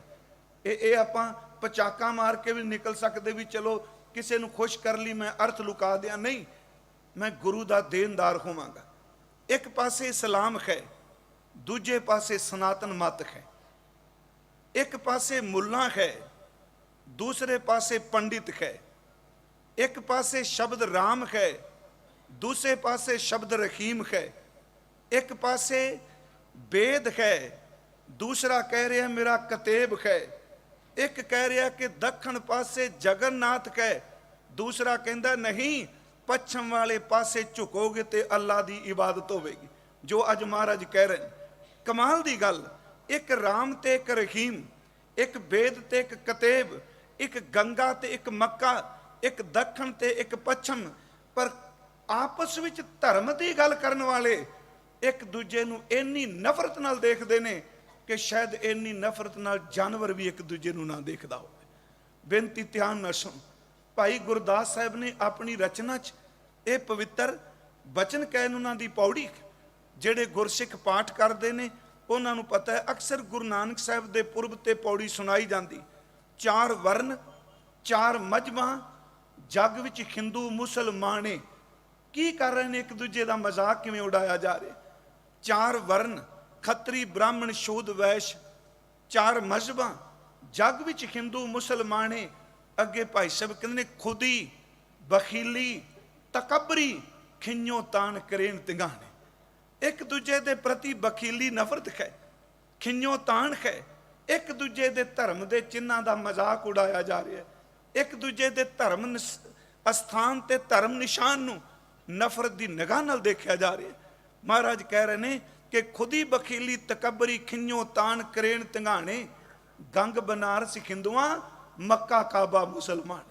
गंगा ते बनारस हिंदू वीरां लई पवित्र है, मक्का ते काबा मुसलमान लई है। गंग बनारस हिंदुआ, मक्का काबा मुसलमाने। सुन्नत मुसलमान दी, वो कहंदा सुन्नत करन वाला ही असल च मुसलमान है। तिलक जंजू हिंदू लोवा ने, मस्तक ते तिलक ते गल विच जंजू हिंदू वीर कहंदा ये मेरे अपने चिन्ह हैं, तां धर्म दे चिन्ह ना। फिर सुनियो ध्यान नाल, सुन्नत मुसलमान दी, तिलक जंजू हिंदू लोवाने। अगे भाई साहब कहंदे ने वेद कतेब भुलाए कै, मोहे लालच दुनी शैतान। कमाल दी गल, एक वेद की गल करदा, दूजा कतेब दी, कुरान दी, अंजील दी, तुरैत दी गल करदा। पर भाई साहब कहते दुख इस चीज़ का कि जिस धर्म ग्रंथ की गल की जा रही है उसकी गल नूं मनण वास्ते कोई तैयार नहीं। गल की जा रही कतेब ते वेद दी। महाराज कहते वेद कतेब भुलाए कै, मोहे लालच दुनी शैताने। अगे भाई साहब लिखते ने राम रहीम कहां दे, एक कह रहा राम ते दूसरा कह रहा रहीम। पर कमाल की गल, एक दूजे प्रति नफरत। राम रहीम कहां दे, एक नाम। वो कहते गुरमुखो जिन्हों रहीम कहते हो वह भी एक जे, ते जिन्हों राम कहते हो वह भी परम शक्ति केवल एक है। राम रहीम कहां दे, एक नाम, नाम इको दे दो ने। पर अगे कहते किड्डी बदकिस्मती होए, ਉਹਦੇ नाम ते दोनों भुल गए। राम रहीम कहां दे, एक नाम दो राह भुलाने। वेद कते भुलाए कै, मोहे लालच दुनी शैताने। सच किनारे रह गया खै मरदे बामण मोला। सच जिहदी गल की जा रही, खिमा करियो, ਉਹਦੇ नाल नहीं गल की जा रही। देखो उत्थे एक दूजे के चिन्हां नूं नफरत नाल देखते पे। फिर मैं इस तो अगली बेनती करा, कदी भी जबरदस्ती जोर नाल, मैं गल सिखां च भी कहन लगा, मैनू बख्श दिया जे, कदी जबरदस्ती जोर ते धक्के नाल मत कहो कि मैं ही सब तो उच्चा मैं बाकी सब तो माड़े। नहीं, एक है पाए देखो सब नारी, क्या जानना शौ कौन प्यारी। सब नूं एक नज़र नाल देख, की पता केड़ा परमात्मा नूं पा रहा। मैं गुरु ग्रंथ साहिब च तुहानूं एक प्रमाण देना। ਕਿ ਜਦੋਂ ਕਿਸੇ ਤੇ ਧੱਕੇ ਨਾਲ ਕਹੀਏ ਤੂੰ ਮੇਰੇ ਚਿੰਨ੍ਹ ਨੂੰ ਧਾਰਨ ਕਰ। ਮੈਂ ਬੇਨਤੀ ਕਰਾਂਗਾ, ਇਹ ਖਤਰਨਾਕ ਰੁਝਾਨ ਹੈ ਅੱਜ ਮਾਨਵਤਾ 'ਚ। ਮੇਰਾ ਧਰਮ ਕੀ ਸਭ ਤੋਂ ਸ੍ਰੇਸ਼ਟ, ਤੇਰੇ ਧਰਮ ਦੇ ਪੱਲੇ ਕੀ। ਹਾਂ, ਗੁਰੂ ਨਾਨਕ ਸਾਹਿਬ ਨੇ ਬਿਲਕੁਲ ਜਿੱਥੇ ਪਖੰਡ ਆਇਆ, ਚਾਹੇ ਹਿੰਦੂ ਆਇਆ, ਚਾਹੇ ਮੁਸਲਮਾਨ ਆਇਆ, ਚਾਹੇ ਯੋਗੀ ਆਇਆ, ਤੇ ਖਿਮਾ ਕਰਿਓ ਜੇ ਪਖੰਡ ਦਾ ਗਰਸਿਆ ਹੋਇਆ ਸਿੱਖ ਵੀ ਗਏ ਤੇ ਗੁਰੂ ਨਾਨਕ ਦਾ ਉਪਦੇਸ਼ ਸਿੱਖ ਲਈ ਵੀ ਉਹਨਾਂ ਲਾਗੂ ਹੋਵੇਗਾ। ਇਹਨੂੰ ਸੱਚ ਅਸੀਂ ਮੰਨੀਏ। ਜੇ ਹਿੰਦੂ ਵੀਰ ਜੰਝੂ ਪਾ ਕੇ ਪਰਾਇਆ ਹੱਕ ਖਾ ਰਿਹਾ ਹੈ, ਪਰਾਏ ਤਨ ਨੂੰ ਬੁਰੀ ਨਜ਼ਰ ਨਾਲ ਦੇਖਦਾ ਹੈ, ਫਿਰ ਧਿਆਨ ਨਾਲ ਸੁਣੋ, ਜੇ ਧਰਮ ਦਾ ਚਿੰਨ੍ਹ ਪਾ ਕੇ ਕੁਕਰਮ ਕਰ ਰਿਹਾ ਹੈ, ਗੁਰੂ ਕਹਿੰਦਾ ਤੇਰਾ ਜੰਝੂ ਤੇਰਾ ਤਿਲਕ ਕਿਸੇ ਅਰਥ ਨਹੀਂ। ਤੇ ਜੇ ਮੈਂ ਵੀ ਕੜਾ ਕਿਰਪਾਨ ਤੇ ਕੇਸ ਰੱਖ ਕੇ ਪਾਪ ਕਰਨਾ ਪਿਆ, ਗੁਰੂ ਕਹਿੰਦਾ ਮੈਨੂੰ ਤੇਰੀ ਰਹਿਤ ਚੰਗੀ ਹੈ, ਤੇਰਾ ਬੁੱਤ ਨਹੀਂ ਮੈਨੂੰ ਚੰਗਾ। ਅਸੀਂ ਸਾਰੇ ਪੜ੍ਹਨੇ, ਫਿਰ ਅਸੀਂ ਇਸ ਚੀਜ਼ ਨੂੰ ਦੂਜੇ ਤੇ ਲਾਗੂ ਕਰ ਰਹੇ ਹਾਂ, ਆਪਣੇ ਤੇ ਕਿਉਂ ਨਹੀਂ। ਮੈਂ ਇੱਕ ਬੇਨਤੀ ਕਰਾਂਗਾ, ਗੁਰੂ ਗ੍ਰੰਥ ਸਾਹਿਬ ਦੀ ਬਾਣੀ 'ਚ ਇੱਕ ਪ੍ਰਮਾਣ ਹੈ ਭਗਤ ਨਾਮਦੇਵ ਜੀ ਦਾ। ਬਾਦਸ਼ਾਹ ਨੇ ਕਹਿ ਦਿੱਤਾ ਕਿ ਤੂੰ ਖੁਦਾ ਬੋਲਣਾ, ਤੂੰ ਰਾਮ ਨਹੀਂ ਬੋਲਣਾ, ਕਿਉਂਕਿ ਪਾਬੰਦੀ ਸੀ। ਢੋਲਕੀ ਨਹੀਂ ਸੀ ਵਜਾਣ ਦਿੱਤੀ ਜਾਂਦੀ ਹਿੰਦੁਸਤਾਨ ਵਿੱਚ, ਘੋੜੀ ਤੇ ਨਹੀਂ ਸੀ ਚੜਨ ਦਿੱਤਾ ਜਾਂਦਾ, ਕਮਾਲ ਦੀ ਗੱਲ ਨਿਸ਼ਾਨ ਨਹੀਂ ਸਨ ਲਾਏ ਜਾਣ ਦਿੱਤੇ ਜਾਂਦੇ। ਮੇਰੇ ਗੁਰੂ ਨੇ ਕਿੱਡੀ ਵੱਡੀ ਕ੍ਰਾਂਤੀ ਪੈਦਾ ਕੀਤੀ। ਕਹਿਣ ਲੱਗੇ ਤੁਸੀਂ ਦੂਜੇ ਧਰਮ ਨੂੰ ਢੋਲਕੀ ਨਹੀਂ ਵਜਾਣ ਦਿੰਦੇ, ਮੈਂ ਰਣਜੀਤ ਨਗਾਰਾ ਮੜਾਂਗਾ, ਉਹਦੀ ਆਵਾਜ਼ ਤੇਰੀ ਦਿੱਲੀ ਦੇ ਕਿਲਿਆਂ ਤੱਕ ਵੀ ਜਾ ਪਹੁੰਚੇਗੀ। ਅਗਲੀ ਗੱਲ ਉਹਨਾਂ ਕਿਹਾ ਘੋੜ ਸਵਾਰੀ ਗੁਲਾਮੀ ਦਾ ਚਿੰਨ੍ਹ ਕੋਈ ਨਹੀਂ ਕਰ ਸਕਦਾ, ਘੋੜ ਸਵਾਰੀ ਕੇਵਲ ਆਜ਼ਾਦ ਕਰ ਸਕਦੇ ਨੇ। ਮੇਰੇ ਗੁਰੂ ਨੇ ਕਿਹਾ ਮੇਰਾ ਖਾਲਸਾ ਹੋਵੇ ਜਿਹਨੂੰ ਘੋੜ ਸਵਾਰੀ ਕਰਨੀ ਆਉਂਦੇ, ਖਾਲਸਾ ਸੋਏ ਜੋ ਚੜ੍ਹੈ ਤੁਰੰਗ। ਯਾਦ ਰੱਖਿਓ, ਉਹਨਾਂ ਕਿਹਾ ਸੀ ਨਿਸ਼ਾਨ ਮਿਟਾਣੇ ਨੇ। ਮੇਰੇ ਗੁਰੂ ਨੇ ਹਰ ਸਿੱਖ ਦੇ ਉੱਤੇ ਜਦੋਂ ਫਰਰਾ ਪੈਦਾ ਕਰ ਦਿੱਤਾ, ਚੇਤੇ ਰੱਖਿਓ ਸਿੱਖ ਦੇ ਸੀਸ ਉੱਤੇ ਵੀ ਨਿਸ਼ਾਨ ਝੁਲਣ ਲੱਗ ਪਿਆ ਸੀ। ਇਹ ਸਤਿਗੁਰੂ ਨੇ ਗੁਲਾਮੀ ਦੀਆਂ ਜੰਜੀਰਾਂ ਤੋੜੀਆਂ, ਪਰ ਹਰ ਬੰਦੇ ਨੂੰ ਆਪਣਾ ਆਜ਼ਾਦੀ ਨਾਲ ਧਰਮ ਜੀਣ ਦੀ ਹੱਕ ਹੈ, ਪਰ ਸ਼ਰਤ ਕਿਸੇ ਦੂਜੇ ਦੇ ਧਰਮ ਨੂੰ ਸੰਨ ਲਾ ਕੇ ਨੀਵਾਂ ਦਿਖਾ ਕੇ ਨਹੀਂ। ਫਿਰ ਬੇਨਤੀ ਸੁਣੋ, ਗੁਰੂ ਗ੍ਰੰਥ ਸਾਹਿਬ 'ਚ ਕੀ ਸ਼ਬਦ ਹੈ ਜੀ, ਭੈਰੋ ਰਾਗ ਸ਼ਬਦ ਹੈ ਭਗਤ ਨਾਮਦੇਵ ਜੀ ਦਾ। ਮੈਂ ਥੋੜੇ ਜਿਹਾ ਪ੍ਰਮਾਣ ਇਹ ਸ਼ਲੋਕ ਨੂੰ ਵਿਚਾਰਨ ਤੋਂ ਪਹਿਲਾਂ ਤੂੰ ਭੂਮਿਕਾ ਬਣਾ ਰਿਹਾ ਕਿ ਗੁਰੂ ਨਾਨਕ ਸਾਹਿਬ ਕਹਿਣਾ ਕੀ ਚਾਹੁੰਦੇ ਨੇ। ਬਾਦਸ਼ਾਹ ਨੇ ਕਿਹਾ ਕਿ ਤੂੰ ਰਾਮ ਨਹੀਂ ਬੋਲਣਾ, ਤੂੰ ਖੁਦਾ ਬੋਲਣਾ। ਭਗਤ ਨਾਮਦੇਵ ਕਹਿੰਦੇ ਨਾ, ਮੈਂ ਰਾਮ ਹੀ ਬੋਲਾਂਗਾ।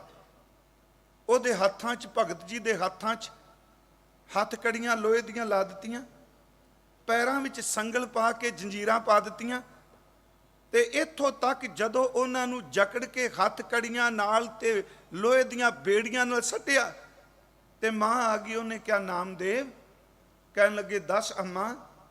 ਕਹਿੰਦੀ ਮੇਰੇ ਤੋਂ ਤੇਰਾ ਦੁੱਖ ਨਹੀਂ ਸਹਿਆ ਜਾਂਦਾ, ਇਹਨਾਂ ਤਸ਼ੱਦਦ ਸਹਿਣਾ ਪਿਆ, ਹੱਥਾਂ ਪੈਰਿਆਂ ਤੇਰਾਂ ਚੋਂ ਖੂਨ ਨਿਕਲਦਾ ਪਿਆ, ਤੈਨੂੰ ਸੰਗਨਾਂ ਨਾਲ ਬੰਨਿਆ, ਫਿਰ ਕੀ ਕਰਾਂ ਮਾਂ। ਕਹਿਣ ਲੱਗੇ ਤੂੰ ਰਾਮ ਨੂੰ ਛੱਡ ਕੇ ਖੁਦਾ ਨਹੀਂ ਜਪ ਸਕਦਾ?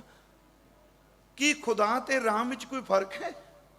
ਤੁਸੀਂ ਤਾਂ ਕਹਿੰਦੇ ਹੋ ਅਦਵੈਤ ਮਤ ਵਿੱਚੋਂ ਸਭ ਇੱਕ ਹੈ। ਦੇਖੋ ਉਸ ਭਗਤ ਜੀ ਦਾ ਅਕੀਦਾ, ਉਹ ਕਹਿੰਦੇ ਨੇ ਮਾਂ ਸੱਚ ਇਹ ਵੇ ਕਿ ਰਾਮ ਖੁਦਾ ਲਫ਼ਜ਼ ਵਿੱਚ ਕੋਈ ਝਗੜਾ ਨਹੀਂ, ਪਰ ਜੇ ਮੈਨੂੰ ਜ਼ੋਰ ਨਾਲ ਜ਼ਬਰਦਸਤੀ ਨਾਲ ਖੁਦਾ ਬੁਲਾਏਗਾ ਮੈਂ ਮਰ ਜਾਵਾਂਗਾ, ਪਰ ਬੋਲਾਂਗਾ ਮੈਂ ਜ਼ੁਬਾਨ ਤੋਂ ਰਾਮ ਹੀ, ਕਿਉਂਕਿ ਮੈਂ ਕਿਸੇ ਦੀ ਗੁਲਾਮੀ ਨਹੀਂ ਸਹਿ ਸਕਦਾ। ਬੇਨਤੀ ਹੈ, ਧੱਕਾ ਹੋਇਆ ਧਰਮ ਦੇ ਨਾਂ ਤੇ। ਗੁਰੂ ਗ੍ਰੰਥ ਸਾਹਿਬ ਵਿੱਚ ਇਹਦੇ ਸ਼ਬਦ ਨੇ, ਅਸੀਂ ਜਦੋਂ ਪਾਠ ਕਰਨੇ ਆ, ਸੁਲਤਾਨ ਪੁੱਛੇ ਸੁਣ ਬੇਨਾਮਾ, ਮਰਾਠੀ ਦੇ ਕੋਈ ਲਫ਼ਜ਼ ਨੇ। ਸੁਲਤਾਨ ਪੁੱਛਦਾ ਪਿਆ ਆ ਨਾਮਦੇਵ ਮੈਨੂੰ ਦੱਸ, ਸੁਲਤਾਨ ਪੁੱਛੇ ਸੁਣ ਬੇਨਾਮਾ, ਦੇਖੂੰ ਰਾਮ ਤੁਮਾਰੇ ਕਾਮਾ, ਨਾਮਾ ਸੁਲਤਾਨ ਬਾਦੁਲਾ, ਦੇਖੂੰ ਤੇਰਾ ਹਰ ਬੀਠਲਾ, ਬਿਸਮਲ ਗਊ ਗਊ ਦਿਓ ਜਵਾਏ, ਨਾਤਰ ਗਰਦਨ ਮਾਰੂ ਉਠਾਏ, ਮਰੀ ਕੋਈ ਗਾਂ ਨੂੰ ਜਿੰਦਿਆਂ ਕਰਨੀ ਤੇ ਤੈਨੂੰ ਮਾਰ ਦਿਆਂ। ਭਗਤ ਜੀ ਕਹਿੰਦੇ ਨੇ ਬਾਦਸ਼ਾਹ ਐਸੀ ਕਿਉਂ ਹੋਏ, ਬਿਸਮਿਲ ਕੀਆ ਨਾ ਜੀਵੈ ਕੋਏ। ਅੱਗੇ ਕਹਿੰਦੇ ਫਿਰ ਤੇਰਾ ਰਾਮ ਕਿੱਥੇ? ਕਹਿਣ ਲੱਗੇ ਸੱਚ ਇਹ ਵੇ ਕਿ ਮੇਰਾ ਕੀਆ ਕਛੂ ਨਾ ਹੋਏ, ਕਰ ਹੈ ਰਾਮ ਹੋਏ ਹੈ ਸੋਏ। ਇਹਦੇ ਵਿੱਚ ਤੁਕਾਂ ਨੇ, ਰੁਦਨ ਕਰੈ ਨਾਮੇ ਕੀ ਮਾਏ, ਅਰਥ ਬੜੇ ਸੌਖੇ ਨੇ ਨਾ ਜੀ, ਹਿੰਦੀ ਲਫ਼ਜ਼ ਨੇ ਸਾਰੇ। ਨਾਮਦੇਵ ਕੀ ਮਾਂ ਬਿਰਲਾਪ ਕਰਦੀ, रुदन करे नामे की माए, छोड़ राम की ना भजै खुदाए, तू राम को छोड़ खुदा बोल। अगो भगत जी कहते ना हो तेरा पूंगड़ा ना तू मेरी माए। देखो ये भगत की आज़ादी है धर्म की, ते गुरु ग्रंथ साहिब च सारे शब्द दर्ज किए गए। ते चेते रखियो उदों दर्ज किए गए जदों इस्लामी राज सी इत्थे, किसी के प्रभाव नूं नहीं कबूलिया कि मता ये जिहड़ा शब्द है बादशाह के विरोध विच असीं दर्ज नहीं करना, बादशाह की कहेगा। नहीं प्यारिओ, गुरु नानक दे घर की आज़ादी नूं तुसीं देखो। फिर गल ध्यान नाल सुनियो, शब्द बादशाह नूं मुखातब करके है। मां कह रही है रुदन करे नामे की माए, छोड़ राम की ना भजै खुदाए। कहते ना हो तेरा पूंगड़ा, पूंगड़ा समझ गया मैं तेरा बच्चा नहीं, तू मैनू दुध पियाया, मैनू कुख च जन्म दिता जी सदके, पर मैं तेरे दुध नूं दाग नहीं लगन देना। उन्हें कहा मेरे दुध नूं? कहन लगा जे मैं अज राम बोलना छड़ दिता तेरे तेरे दुध नूं दाग लग जाएगा, मैं राम ही बोलांगा। छोड़ राम की ना भजै खुदाए, ना हूं तेरा पुंगड़ा ना तू मेरी माए, पिंड परै तो हर गुण गाए। अगे कहंदे ने गंग जमन जो उल्टी बहे, तो नामा हर करता रखे। पावों बेड़ी हाथों ताल, नामा गावे गुण गोपाल। मेरी सिर्फ एक बेनती सुनो, उथे भगत जी ते जोर दिता गया ताकत नाल कि तू अपनी जबान दे लफ्ज चेंज कर दे। राम शब्द नहीं चाहिए, खुदा चाहिए। पर याद रखियो भगत नामदेव नूं खुदा, रहीम, करीम, अल्लाह शब्द नाल कोई खेट नहीं। उन्हां दी बाणी विच एक शब्द है, जदों जोर नाल कोई कहंदा तू खुदा बोल, वो कहंदे मर जाऊंगा पर बोलांगा राम। पर जदों अपनी मौत च भगत किते एक तारा लैके गाउंदा है, उत्थे सारे इस्लामिक शब्द गाई जांदा। वो शब्द है मैं अंधुले की टेक तेरा नाम खुंदकारा। अगलियां तुकां सुनो, ਉਹਦੇ ਚ राम जिक्र नहीं। मैं अंधले की टेक तेरा नाम खुंदकारा, मैं गरीब मैं मस्कीन तेरा नाम है आधारा, करीमा रहीमा अल्लाह तू गनी। कहने मेरे मन च नफरत नहीं, अपनी मौज विच मैं अल्लाह कहांगा, करीम कहांगा, रहीम कहांगा। पर जे मेरे ते जोर पा के, चेते रखियो भगत कदी भी किसी का गुलाम नहीं हो सकता, भावें वक्ती किन्नी भी ताकत होवे। मैं एक तुहानूं छोटी जी उदाहरण दे देना, सिर्फ समझाण लो मन नूं, क्योंकि इस सलोक के अखीर च नानक भगतां भुख साला हन, तां अर्थ समझ पैणगे। कहंदे ने दरवेश बैठा अपनी झौंपड़ी च, ते बादशाह उहनूं मिलण वास्ते गया। दरवेश बड़ा बेपरवाह सी, लापरवाह नहीं, लापरवाह ते बेपरवाह च फर्क हुंदा है। लापरवाह वो हुंदा है जिहड़ा जीवन की कदर कीमत नहीं जानदा, बेपरवाह हुंदा है जिहड़ा बंदगी विच रब दे विच जी के किसी की परवाह नहीं मानता। वो बेपरवाह से जदों बादशाह गया, उन्होंने इन्ना पता है भी पता नहीं फकीर ने दरवेश ने की कुछ बोल देना है जबान तो। उन्हें अपने कुछ को आदमी नाल लए, सारे नहीं। जे मान लो जो कुरख्त बोलिया, सख्त बोलिया, तो किते मेरा अपमान ना होवे, मैं अपने बंदियां विच अपमानित ना हो जावां। कुछ को अपने राजदार लैके गया। जदों झौंपड़ी कोल पहुंचा तो फकीर दी झौंपड़ी नूं जिहड़ा रस्ता जांदा सी, उहदे उत्ते किक्कर दे कंडे मोड़े, वड्डे वड्डे कंडियां वाले मोड़े पे। एहलकारां ने, उहदे नौकरां ने वो मोड़े, मोड़े शब्द आपां समझने ना जी, किक्कर दे छापे उन्होंने हटा के पासे कर दिते। बादशाह दे मन च आया भी इहदे कोल किहड़ा खजाना है जिहड़ा अगे कंडे सट्टी बैठा, फकीर ते कंडे। याद रखियो बंदा कई बारी किसी उच्चे जीवन वाले कोल जांदा है ते अपनी ईगो भी नाल ही लैके जांदा है। बाणी च एक बचन हुंदा, कबीर साधु को मिलने जाइए साथ ना लीजै कोई। पर असीं तां अपने ज्ञान की पंड नाल लैके जाने, अपनियां किताबां दा तजर्बा नाल लैके जाने, अपनी कौमे की पंड साडे कोल हुंदी, सानूं झुकन नहीं दिंदी। उहदे मन च आया फकीर ते रस्ते दे विच कंडियां वाले मोड़े, उन्हां मोड़े पिछा कर दिते, छापे हटा दिते। अगे गया ते झौंपड़ी विचों कुत्ता बाहर निकल आया। बादशाह नूं देख के कुत्ता भौंकिया। फकीर ने आवाज़ दिती कुत्ते नूं, अपने सूकर नूं, सवान नूं, जां फारसी भी शब्द सग कह लीए, ਉਹ ਕੁੱਤਾ ਫਕੀਰ ਦੀ ਆਪਣੇ ਮਾਲਕ ਦੀ ਆਵਾਜ਼ ਸੁਣ ਕੇ ਚੁੱਪ ਕਰ ਗਿਆ। ਬਾਦਸ਼ਾਹ ਥੱਲੇ ਉਤਰਿਆ, ਉਹਨੇ ਮਜ਼ਾਕ ਤੇ ਟੀਚਰ ਕੀਤੀ ਫਕੀਰ ਨੂੰ। ਉਹ ਫਾਰਸੀ ਦੀਆਂ 2 ਸਤਰਾਂ ਨੇ। ਉਹ ਬੋਲਣ ਲੱਗਾ, ਕਹਿੰਦਾ ਦਰੇ ਦਰਵੇਸ਼ ਦਰਬਾਨ ਨਾ ਬਾਇਦ।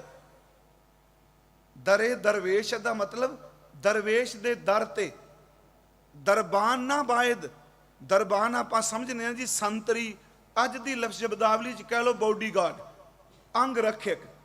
ਕਹਿੰਦਾ ਹੋਵੇ ਰੱਬ ਦਾ ਦਰਵੇਸ਼ ਤੇ ਤੂੰ ਆਪਣੇ ਬੂਵੇ ਅੱਗੇ ਦਰਬਾਨ ਸੰਤਰੀ ਪਹਿਰੇਦਾਰ ਖੜੇ ਕੀਤੇ ਨੇ। ਦਰਵੇਸ਼ ਹੱਸ ਪਿਆ, ਕਹਿਣ ਲੱਗਾ ਬਾਦਸ਼ਾਹ ਕਿਹੜੇ ਪਹਿਰੇਦਾਰ? ਕਹਿੰਦਾ ਪਹਿਲਾਂ ਤੂੰ ਤਿੱਖੀਆਂ ਕੰਡਾਂ ਵਾਲੇ ਮੋੜੇ ਰਸਤੇ 'ਚ ਰੱਖੇ ਸਨ, ਬਾਅਦ ਵਿੱਚ ਤੇਰੇ ਆ ਕੁੱਤੇ ਭੌਂਕਣ ਲੱਗ ਪਏ। ਦਰੇ ਦਰਵੇਸ਼ ਦਰਬਾਨ ਨਾ ਬਾਇਦ। ਉਹ ਦਰਵੇਸ਼ਾਂ ਦੇ ਦਰ ਦੇ ਉੱਪਰ ਅੰਗ ਰੱਖਿਆ ਕਿ ਸੰਤਰੀ ਦਰਬਾਨ ਚੰਗੇ ਨਹੀਂ ਲੱਗਦੇ।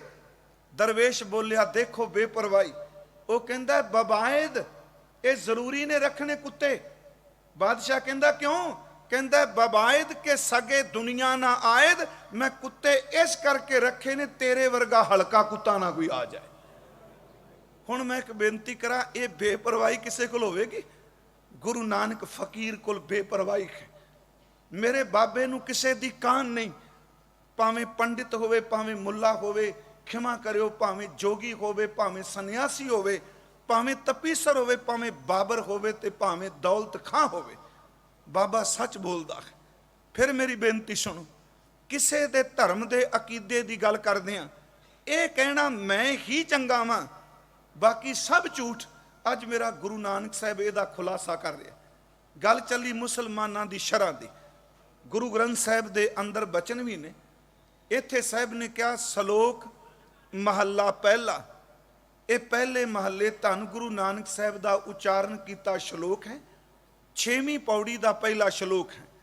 ਇਹ ਬਚਨ ਨੇ ਮੁਸਲਮਾਨਾਂ ਸਿਫਤ ਸ਼ਰੀਅਤ ਪੜ ਪੜ ਕਰਾਂ ਵਿਚਾਰ। ਮੁਸਲਮਾਨਾਂ, ਇਹ ਲਫ਼ਜ਼ ਦਾ ਸੌਖੇ ਹੋ ਗਿਆ ਨਾ ਜੀ। ਮੁਸਲਮਾਨ ਉਂਝ ਗੁਰੂ ਗ੍ਰੰਥ ਸਾਹਿਬ ਚ ਮੁਸਲਮਾਨ ਦੀ ਡੈਫੀਨੇਸ਼ਨ ਕਹੇ ਕਿ ਮੁਸਲਮਾਨ ਮੋਮ ਦਿਲ ਹੋਵੇ, ਅੰਤਰ ਕੀ ਮਲ ਦਿਲ ਤੇ ਖੋਵੇ। ਕਹਿੰਦੇ ਮੁਸਲਮਾਨ ਹੋਵੇ ਜਿਹੜਾ ਮੋਮ ਦੀ ਤਰ੍ਹਾਂ ਪਿਘਲ ਜਾਏ। ਫਿਰ ਧਿਆਨ ਨਾਲ ਸੁਣੋ, ਇਹ ਪਰਿਭਾਸ਼ਾ ਕਿਤੇ ਮਿਲੇਗੀ? ਮੁਸਲਮਾਨ ਮੋਮ ਦਿਲ ਹੋਵੇ, ਅੰਤਰ ਕੀ ਮਲ ਦਿਲ ਤੇ ਖੋਵੇ। ਮੁਸਲਮਾਨ ਐਸਾ ਹੋਵੇ ਜਿਵੇਂ ਮੋਮਬੱਤੀ ਹੈ, ਮੋਮਬੱਤੀ ਜਲਦੀ ਹੈ। ਯਾਦ ਰੱਖੋ, ਮੋਮ ਪਿਘਲਦੀ ਹੈ, ਉਹ ਆਪਣੇ ਲਈ ਨਹੀਂ, ਉਹ ਕਿਸੇ ਨੂੰ ਰਸਤੇ ਤੋਂ ਬਚਾਉਣ ਵਾਸਤੇ, ਖੱਡੇ ਤੋਂ, ਠੋਕਰ ਤੋਂ ਮੋਮ ਪਿਘਲ ਕੇ ਦੂਜਿਆਂ ਨੂੰ ਚਾਨਣ ਦਿੰਦੀ ਏ। ਮੇਰਾ ਗੁਰੂ ਗ੍ਰੰਥ ਸਾਹਿਬ ਕਹਿੰਦਾ ਜੇ ਤੂੰ ਮੁਸਲਮਾਨ ਹੈ ਤੇ ਮੋਮਬੱਤੀ ਵਰਗਾ ਹੋ ਜਾ, ਤੇਰਾ ਦਿਲ ਪੱਥਰ ਵਰਗਾ ਨਾ ਹੋਵੇ। ਯਾਦ ਰੱਖ, ਤੇਰਾ ਦਿਲ ਮੋਮ ਵਰਗਾ ਹੋਵੇ। ਪਰ ਮੈਂ ਕਿਸੇ ਤੇ ਤਰਕ ਨਹੀਂ ਕਰਾਂਗਾ।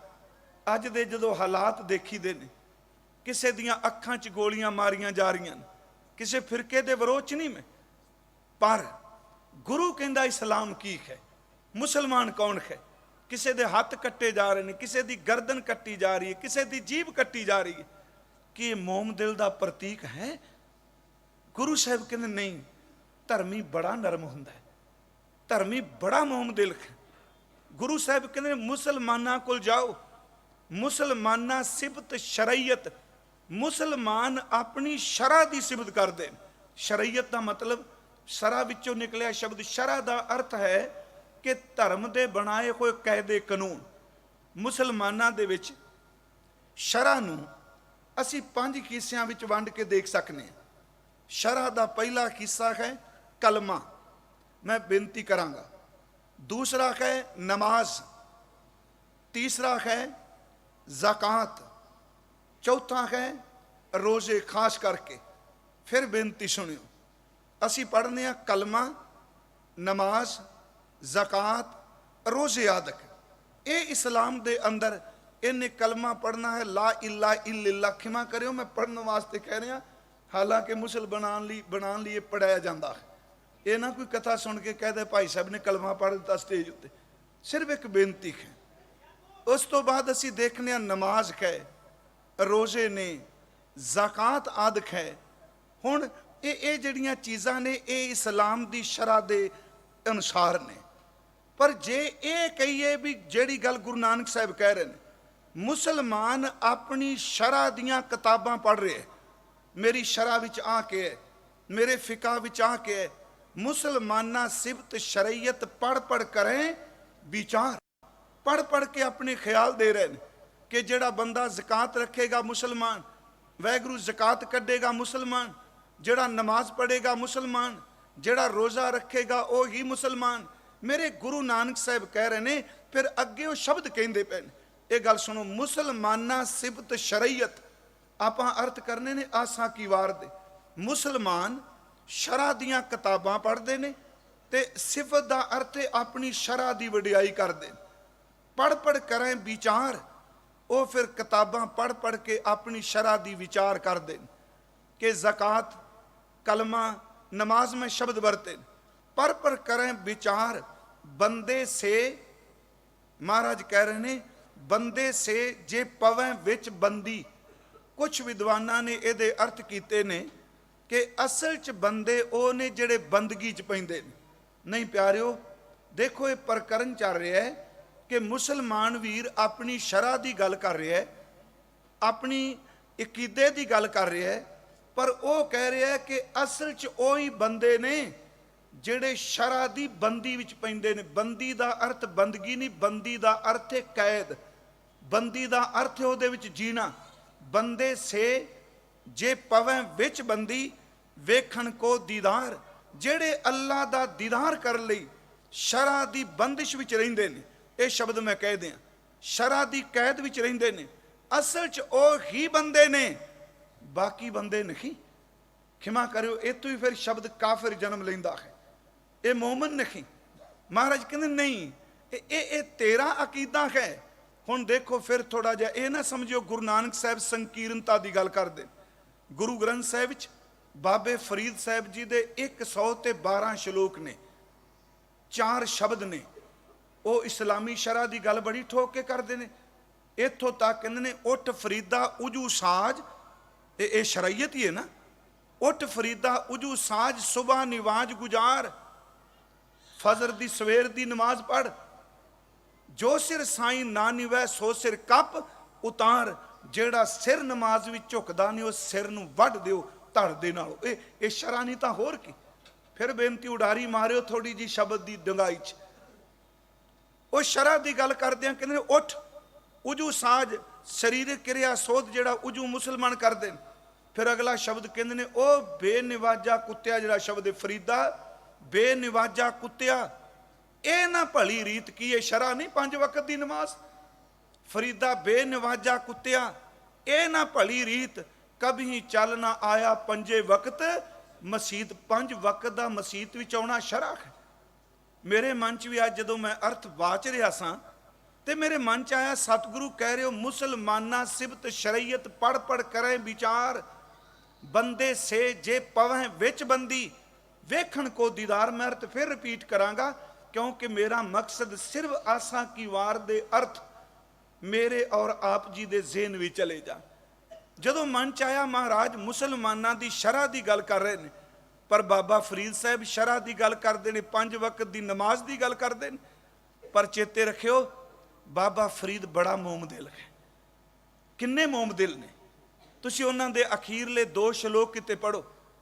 वो कहंदे ने, ओ मुसलमान, ओ मोमिन, जे तू चाहना रब मेरे अंदर वस जाए, तू रब दे दीदार चाहना, एक काम करी, जबान तो इन्ना फिक्का ना बोल कि तेरे बोलां नाल किसे दा अंदर ढह जाए।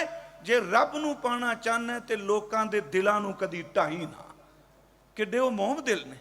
उन्हां दा एक अमृत बोल है कि एक फिक्का ना गा लाए, ये अखीर वाले श्लोक ने। एक फिक्का दर ते कौड़ा ना बोल, ना तू फिक्का बोल। क्यों? क्योंकि सारियां दे विच मेरे अल्लाह दा नूर है। ये वाकई मोहम्मदिल ने। एक फिक्का ना गालाए सबना मैं सच्चा धनी, ख्याओ ना कही ठाए मानक सब अमोल में। ख्याओ दा अर्थ हिरदा, जबान नाल भैड़ा बोल के किसे दे दिल नूं ना तोड़, क्योंकि जिन्नू तू वेखना चाहना बंदे दे दिल विच विश्राम करदा है। फिर थोड़ा जिहा समझो इस गल नूं।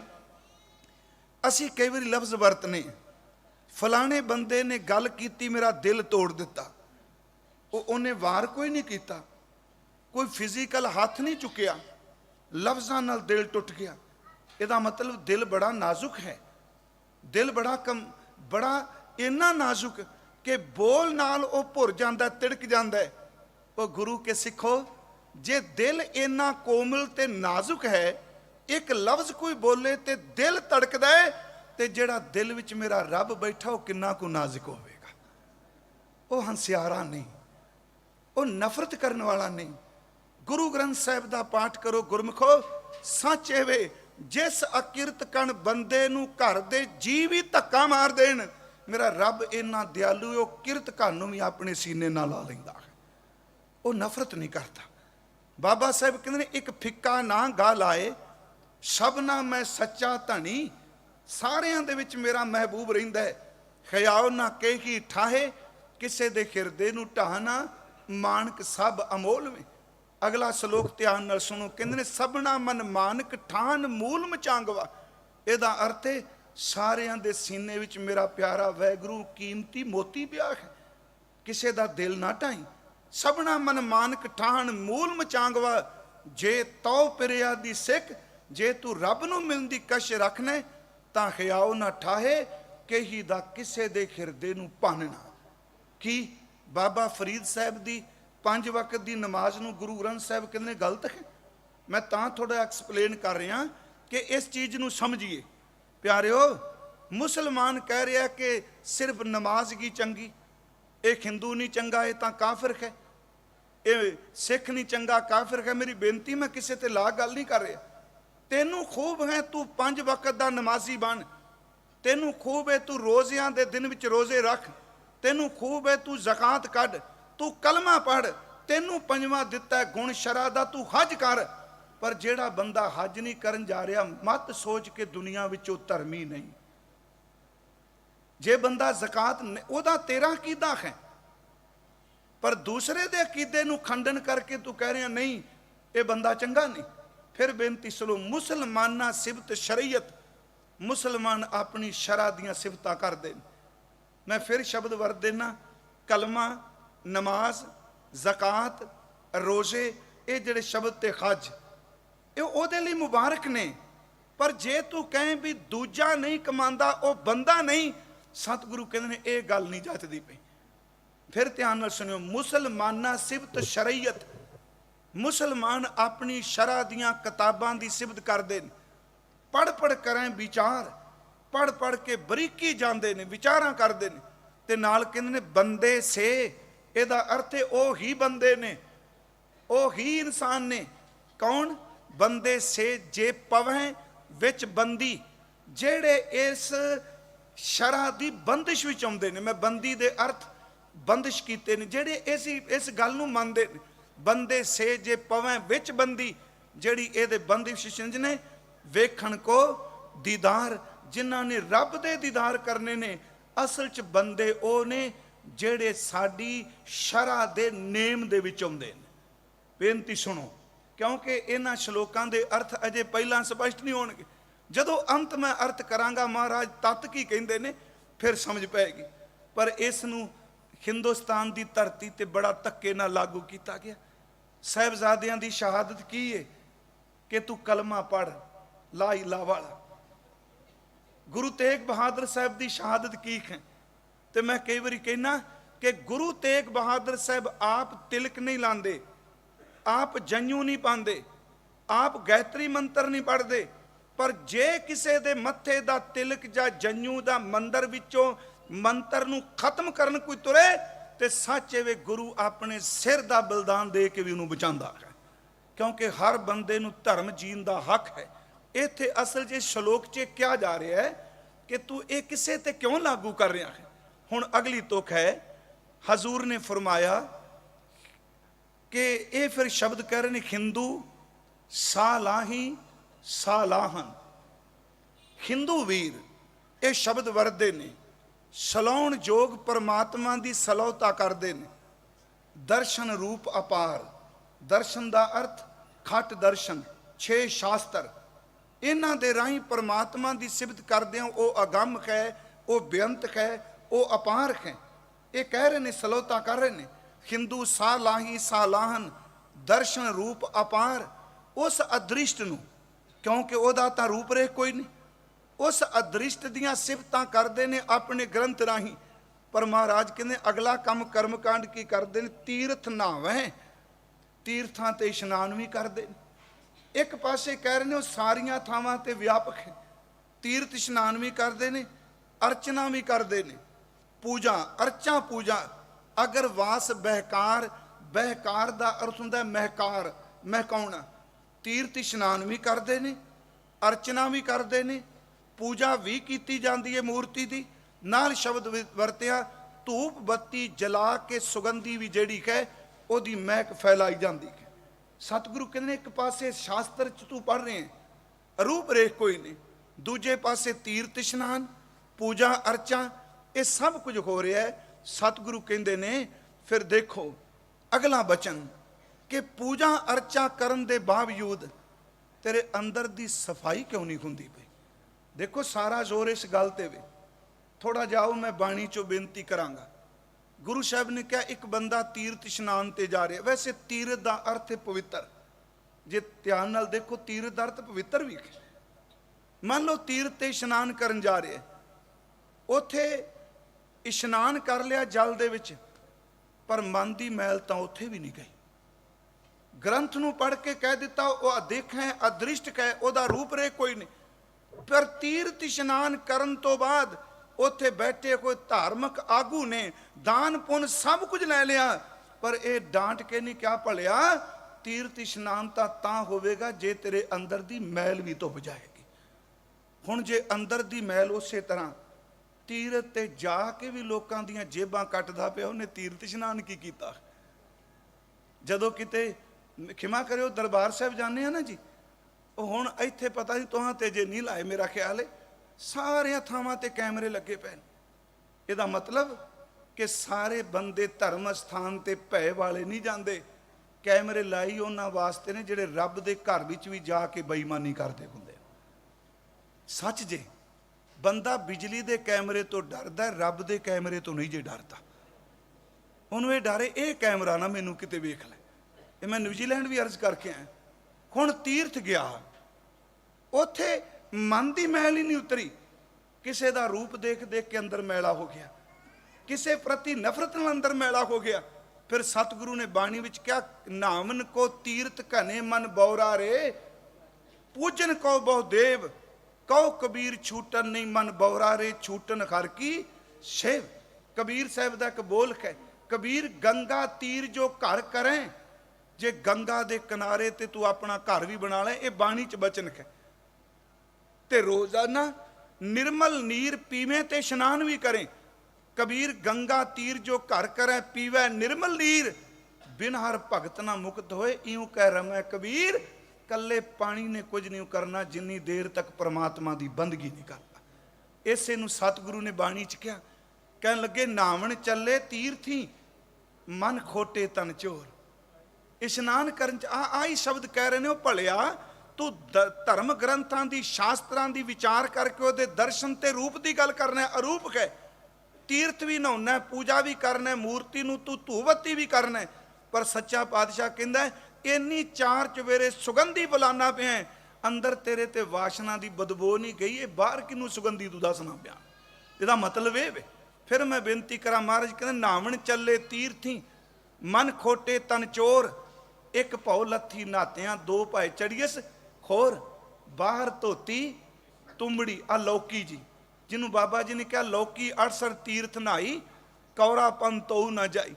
ਸਤਿਗੁਰੂ ਕਹਿੰਦੇ ਨੇ ਬਾਹਰ ਤੁੰਬੜੀ ਨੂੰ ਪਾਣੀ 'ਚ ਧੋ ਦਿਓ ਤੀਰਥ ਦੇ ਜਲ ਨਾਲ, ਪਰ ਉਹਦੇ ਅੰਦਰ ਦਾ ਜ਼ਹਿਰ ਉਤਰ ਜਾਊਗਾ। ਬਾਹਰ ਧੋਤੀ ਤੁੰਬੜੀ ਅੰਦਰ ਵਿਸ਼ ਨਕੋਰ, ਸਾਧ ਭਲੇ ਅਨਨਾਤਿਆਂ ਚੋਰ ਸੇ ਚੋਰਾਰ ਚੋਰ। ਪਰ ਦੁੱਖ ਇਸ ਚੀਜ਼ ਦਾ ਕਿ ਅੱਜ ਅਸਲੀ ਧਰਮ ਦੀ ਗੱਲ ਬਹੁਤ ਘੱਟ ਹੁੰਦੀ। ਮੈਂ ਅਸਲੀ ਧਰਮ ਤਾਂ ਸ਼ਬਦ ਵਰਤਿਆ, ਧਰਮ ਤਾਂ ਹੁੰਦਾ ਹੀ ਅਸਲੀ, ਇਹ ਸੱਚ ਜੇ।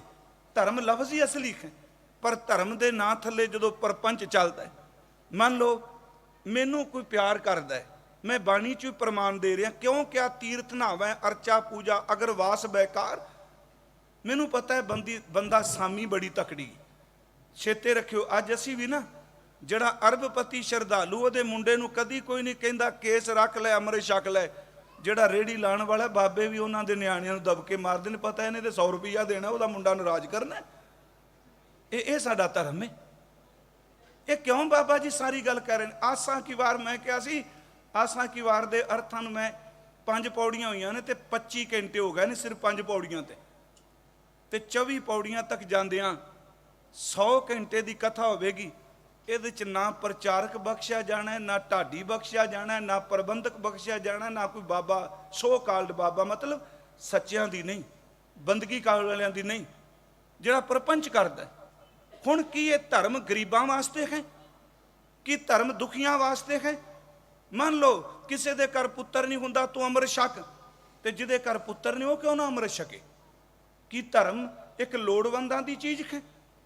ਕੀ ਧਰਮ ਗਰੀਬੀ ਦੂਰ ਕਰਨ ਦਾ ਇੱਕ ਤਰੀਕਾ ਹੈ? ਨਹੀਂ, ਮੇਰੀ ਬੇਨਤੀ ਹੈ, ਮੰਨ ਲਓ ਇੱਕ ਬੰਦਾ ਅਰਬਾਂਪਤੀ ਹੈ, ਉਹ ਪਾਪ ਕਰਦਾ ਹੈ, ਰੱਜ ਕੇ ਕੁਕਰਮ ਵੀ ਕਰਦਾ, ਇਹ ਸਾਡੇ ਵਿੱਚ ਵੀ ਹੈ। ਅਸੀਂ ਕਦੀ ਨਹੀਂ ਪੁੱਛਦੇ ਇਹ ਤੇਰੀ ਦੌਲਤ ਕਿੱਥੋਂ ਆਈ ਹੈ। ਕਦੀ ਮੈਂ ਵੀ, ਚਲੋ ਲੰਗਰ, ਅਸੀਂ ਕਦੀ ਪੁੱਛਦੇ ਹਾਂ ਤੇਰੇ ਘਰ ਜਿਹੜੀ ਤੂੰ ਲੰਗਰ ਛਕਾਇਆ ਤੁਹਾਡੀ ਕਮਾਈ ਕੀ ਹੈ?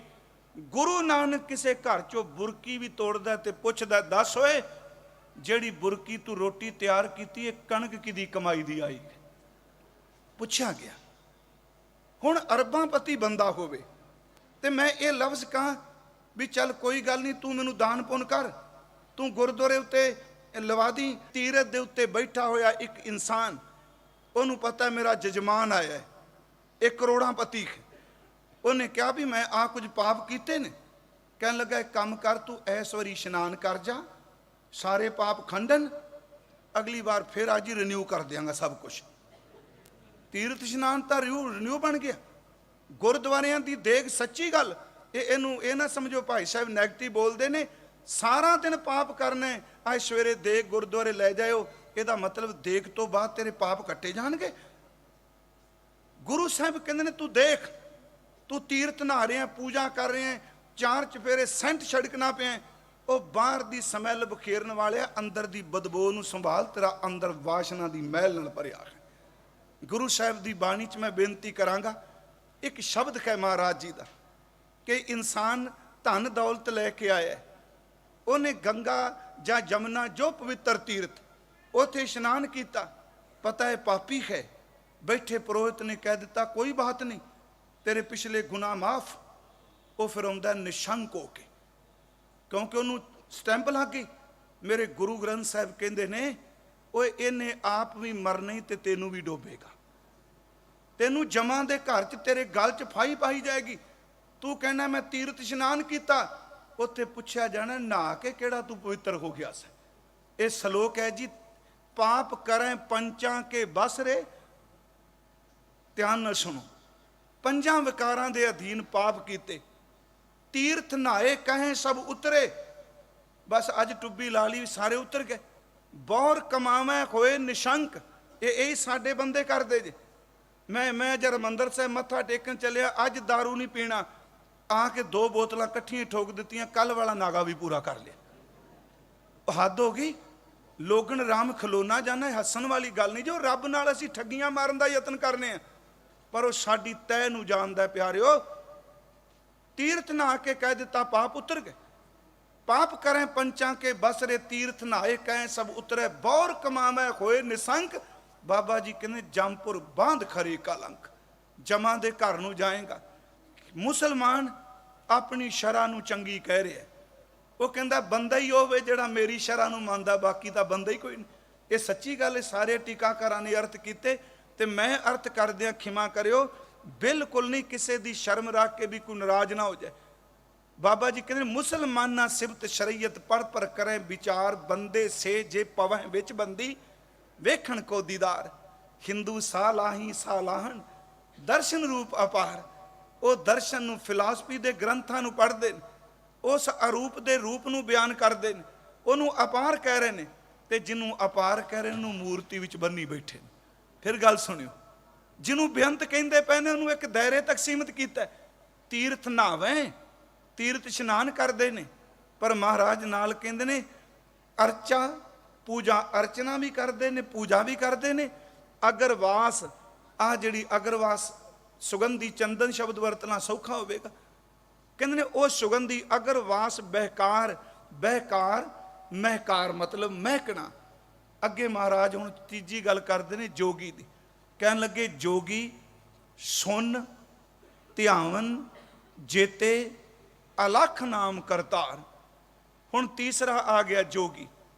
ਕਹਿੰਦੇ ਉਹਦੇ ਆਪਣੇ ਆਪਣੇ ਚਿੰਨ੍ਹ ਨੇ, ਜਿਵੇਂ ਹਿੰਦੂ ਵੀਰ ਦਾ ਤਿਲਕ ਹੈ, ਜੰਨੂ ਹੈ, ਸੰਧਿਆ ਹੈ, ਕਖਾਈ ਧੋਤੀ ਹੈ, ਗਾਇਤਰੀ ਮੰਤਰ ਹੈ। ਹੁਣ ਜੋਗੀ ਦੇ ਆਪਣੇ ਨੇ, ਕੰਨਾਂ 'ਚ ਮੁੰਦਰਾ ਨੇ, ਹੱਥ 'ਚ ਖੱਪਰ ਹੈ, ਗਲ 'ਚ ਖਫਣੀ। ਉਹ ਸੁਨ ਅਫੁਰ ਦਾ ਧਿਆਨ ਲਾਉਂਦਾ ਹੈ। ਜੋਗੀ ਸੁਨ ਧਿਆਵਨ, ਧਿਆਵਨ ਜੇਤੇ ਅਲਖ ਨਾਮ ਕਰਤਾਰ। ਸੁਨ ਅਫੁਰ ਅਵਸਥਾ ਹੈ। ਸੱਚ ਜਿੱਥੇ ਕੋਈ ਫੁਰਨਾ ਨਹੀਂ, ਉਹਦੇ ਥਾਂ ਤੇ ਆਪਣੇ ਧਿਆਨ ਨੂੰ ਇਕਾਗਰ ਕਰਦਾ ਹੈ ਤੇ ਉਸ ਕਰਤਾਰ ਨੂੰ ਅਲਖ ਕਹਿੰਦਾ ਹੈ, ਕਿਉਂਕਿ ਅਲਖ ਕਹਿ ਕੇ ਕਿ ਉਹ ਨਾਮ ਜਪਦਾ ਹੈ ਨਾ ਜੀ। ਜੋਗੀ ਸੁਨ ਧਿਆਵਨ ਜੇਤੇ ਅਲਖ ਨਾਮ ਕਰਤਾਰ, ਕਰਤਾਰ ਦੇ ਨਾਮ ਨੂੰ ਅਲਖ ਅਲਖ ਕਹਿ ਕੇ ਪੁਕਾਰਦਾ ਹੈ। ਮਹਾਰਾਜ ਕਹਿੰਦੇ ਸੂਖਮ ਮੂਰਤ ਨਾਮ ਨਿਰੰਜਨ। ਉਹ ਕਹਿੰਦਾ ਵੀ ਪਰਮਾਤਮਾ ਸੂਖਮ ਤੋਂ ਸੂਖਮ ਹੈ। ਜਦੋਂ ਉਹਦਾ ਧਿਆਨ ਟਿਕਾਉਂਦਾ, ਇਹ ਗੱਲ ਕੋਈ ਸ਼ੱਕ ਨਹੀਂ, ਉਹ ਸੂਖਮ ਵੀ ਹੈ, ਉਹ ਅਸਥੂਲ ਵੀ ਹੈ। ਪਰ ਗੁਰੂ ਸਾਹਿਬ ਕਹਿੰਦੇ ਨੇ ਉਹ ਕਰਤਾਰ ਨੂੰ ਅਲਖ ਕਹਿ ਰਿਹਾ, ਅਲਖ ਅਲਖ ਕਹਿ ਕੇ ਜਪਦਾ। ਤੇ ਸੂਖਮ ਮੂਰਤ ਨਾਮ ਨਿਰੰਜਨ। ਨਿਰੰਜਨ ਦਾ ਅਰਥ ਹੈ ਜਿਹਦੇ ਉੱਪਰ ਮਾਇਆ ਦੀ ਕਾਲਕ ਨਹੀਂ। ਅੰਜਨ ਦਾ ਅਰਥ ਹੁੰਦਾ ਹੈ ਸੁਰਮਾ, ਨਿਰਅੰਜਨ ਦਾ ਅਰਥ ਅਖਰੀ ਅਰਥ ਹੈ ਜਿਸ ਉੱਪਰ ਮਾਇਆ ਦੀ ਕਾਲਕ ਨਹੀਂ, ਨਿਰਲੇਪ ਹੈ। ਉਹਨੂੰ ਕਹਿੰਦਾ ਸੂਖਮ ਹੈ। ਜੋਗੀ ਕਹਿੰਦਾ ਉਹਦਾ ਨਾਮ ਨਿਰੰਜਨ ਹੈ। ਕਾਇਆ ਕਾ ਆਕਾਰ, ਗੱਲ ਸੁਣਿਓ, ਇੱਕ ਪਾਸੇ ਉਹਨੂੰ ਕਹਿ ਰਿਹਾ ਸੂਖਮ ਹੈ, ਉਹ ਨਿਰੰਜਨ ਹੈ, ਉਹ ਮੂਰਤ ਉਹਦੀ ਬਣਦੀ ਨਹੀਂ। ਦੂਜੇ ਪਾਸੇ ਧਿਆਨ ਟਿਕਾ ਕੇ ਕਹਿੰਦਾ ਹੈ ਕਿ ਜਦੋਂ ਉਹਨੇ ਝਲਕ ਦੇਣੀ ਹੈ ਤੇ ਕਾਇਆ ਦਾ ਆਕਾਰ ਬਣਾ ਕੇ ਦੇਣੀ ਹੈ। ਮਹਾਰਾਜ ਕਹਿੰਦੇ ਨੇ ਉਹ ਆਪਣੀ ਫਿਲਾਸਫੀ ਦੱਸ ਰਿਹਾ ਹੈ। ਕਾਇਆ ਕਾ ਆਕਾਰ, ਇਹਦਾ ਮਤਲਬ ਹੁਣ ਤਿੰਨ ਹੋ ਗਏ। ਪਹਿਲਾ ਮੁਸਲਮਾਨ, ਫਿਰ ਹਿੰਦੂ, ਤੀਸਰਾ ਆ ਗਿਆ ਜੋਗੀ। ਹਾਲਾਂਕਿ ਗੁਰੂ ਗ੍ਰੰਥ ਸਾਹਿਬ ਨੇ ਜੋਗ ਦੀ ਜਿਹੜੀ ਵਿਆਖਿਆ ਕੀਤੀ ਉਹ ਬੜੇ ਕਮਾਲ ਦੀ, ਕਿਉਂਕਿ ਇੱਥੇ ਮਹਾਰਾਜ ਸਿਰਫ ਅਜੇ ਉਹਨਾਂ ਦੇ ਖਿਆਲ ਦੇ ਰਹੇ ਨੇ, ਆਪਣਾ ਖਿਆਲ ਨਹੀਂ ਦੇ ਰਹੇ ਗੁਰੂ ਸਾਹਿਬ। ਉਹ ਕੀ ਕਹਿਣਾ ਚਾਹੁੰਦੇ ਨੇ ਅਖੀਰ ਤੇ ਬੋਲਣਗੇ। ਮਹਾਰਾਜ ਕਹਿੰਦੇ ਨੇ ਜੋਗੀ ਸੁਣ ਵੀ ਧਿਆਨ ਟਿਕਾਉਂਦਾ, ਸੂਖਮ ਮੂਰਤ ਦੀ ਗੱਲ ਕਰਦਾ, ਪਰ ਆਕਾਰ ਉਹ ਵੀ ਮੰਗਦਾ। ਉਹ ਕਹਿ ਰਿਹਾ ਨਿਰਾਕਾਰ ਹੈ। ਜਦੋਂ ਸੁਣ 'ਚ ਜਾਏਗਾ ਆਕਾਰ ਬਣੇਗਾ ਕੋਈ, ਪਰ ਉਹ ਵੀ ਆਕਾਰ ਮੰਗਦਾ, ਕਾਇਆ ਕਾ ਆਕਾਰ ਬਣਾ ਕੇ ਪੂਜਦਾ। ਮਹਾਰਾਜ ਨੇ ਤਿੰਨਾਂ ਦੀ ਗੱਲ ਕਰਨ ਤੋਂ ਬਾਅਦ ਕਿਹਾ ਆਓ ਹੁਣ ਦਾਨੀਆਂ ਵੱਲ ਝਾਤੀ ਮਾਰੋ। ਸਤਿਗੁਰੂ ਕਹਿੰਦੇ ਨੇ ਸਤੀਆਂ ਮਨ ਸੰਤੋਖ ਉਪਜੈ ਦੇਣਾ ਕੈ ਵਿਚਾਰ। ਇੱਥੇ ਸਤੀਆਂ ਦਾ ਅਰਥ ਦੂਜੀ ਸਤੀ ਨਹੀਂ ਕਰਨਾ ਜਿਹੜੀ ਪਤੀ ਦੀ ਡੈਥ ਤੋਂ ਬਾਅਦ ਨਾਲ ਸੜਦੀ। ਇੱਥੇ ਸਤੀਆਂ ਦਾ ਅਰਥ ਹੈ ਸਤਵਾਦੀ, ਦਾਨੀ ਪੁਰਸ਼। ਉਹਨਾਂ ਦੇ ਮਨ 'ਚ ਆਇਆ ਵੀ ਆਪਾਂ ਦਾਨ ਕਰਨਾ। ਸਤੀਆਂ ਮਨ ਸੰਤੋਖ ਉਪਜੈ ਦੇਣਾ ਕਹਿ ਵਿਚਾਰੇ। ਇਹਦੇ ਅਰਥ ਸ਼ੁਰੂ ਕਰਾਂਗੇ। ਦੇਣੇ ਕਹਿ ਵਿਚਾਰ, ਦਾਨੀ ਦੇ ਮਨ ਵਿੱਚ ਆਇਆ ਵੀ ਮੈਂ ਦੇਣਾ ਹੈ ਕੁਛ, ਉਹਨੇ ਦੇਣ ਦਾ ਫੁਰਨਾ ਬਣਾਇਆ। ਫਿਰ ਇੱਕ ਕੰਮ ਕੀਤਾ, ਮਨ ਸੰਤੋਖ ਉਪਜੈ, ਉਹਨੇ ਕਿਹਾ ਇੱਥੋਂ ਵੀ ਪੈਸਾ ਬਚਾਓ, ਇੱਥੋਂ ਵੀ ਬਚਾਓ, ਧਰਮ ਦੇ ਨਾਂ ਤੇ ਆਪਾਂ ਦਾਨ ਕਰਨਾ ਹੈ। ਮਤਲਬ ਖਿਆਲ ਆ ਗਿਆ। ਸਤੀਆਂ ਮਨ ਸੰਤੋਖ ਉਪਜੈ ਦੇਣਾ ਕਹਿ ਵਿਚਾਰ। ਹੁਣ ਮੰਨ ਲਓ ਉਹ ਦਾਨੀ ਨੇ ਦਾਨ ਕਰਨਾ। ਇੱਕ ਮੈਂ ਬੇਨਤੀ ਤੁਹਾਨੂੰ ਕਰ ਦਿਆਂਗਾ, ਮੰਨਿਓ ਨਾ ਮੰਨਿਓ ਆਪੋ ਆਪਣੀ ਅੰਦਰ ਦੀ ਬਿਰਤੀ ਹੈ। ਮੇਰਾ ਅੰਦਰ ਕਹਿੰਦਾ ਹੈ ਕਿ ਗੁਰੂ ਤੇ ਰੱਬ ਨੂੰ ਕਦੀ ਇਹ ਸ਼ਬਦ ਨਾ ਕਹੀਏ ਮੈਂ ਤੈਨੂੰ ਦਾਨ ਦਿੱਤਾ ਹੈ। ਨਹੀਂ, ਦਾਨ ਜਿਹੜਾ ਲੈਂਦਾ ਉਹਦਾ ਹੱਥ ਇਸ ਤਰ੍ਹਾਂ ਹੁੰਦਾ ਹੈ, ਜਿਹੜਾ ਦਿੰਦਾ ਉਹਦਾ ਹੱਥ ਇਸ ਤਰ੍ਹਾਂ ਹੁੰਦਾ ਹੈ। ਅਗਲੀ ਗੱਲ, ਦਾਨ ਲੋੜਵੰਦ ਨੂੰ ਦਿੱਤਾ ਜਾਂਦਾ ਹੈ ਤੇ ਜਿਹੜਾ ਦਿੰਦਾ ਉਹ ਦਾਤਾ ਬਣ ਜਾਂਦਾ ਹੁੰਦਾ ਹੈ। ਗੱਲ ਸੁਣੋ, ਗੁਰੂ ਨੂੰ ਕੋਈ ਦਾਨ ਨਹੀਂ ਦੇ ਸਕਦਾ, ਗੁਰੂ ਨੂੰ ਭੇਟਾ ਦਿੱਤੀ ਜਾ ਸਕਦੀ ਹੈ।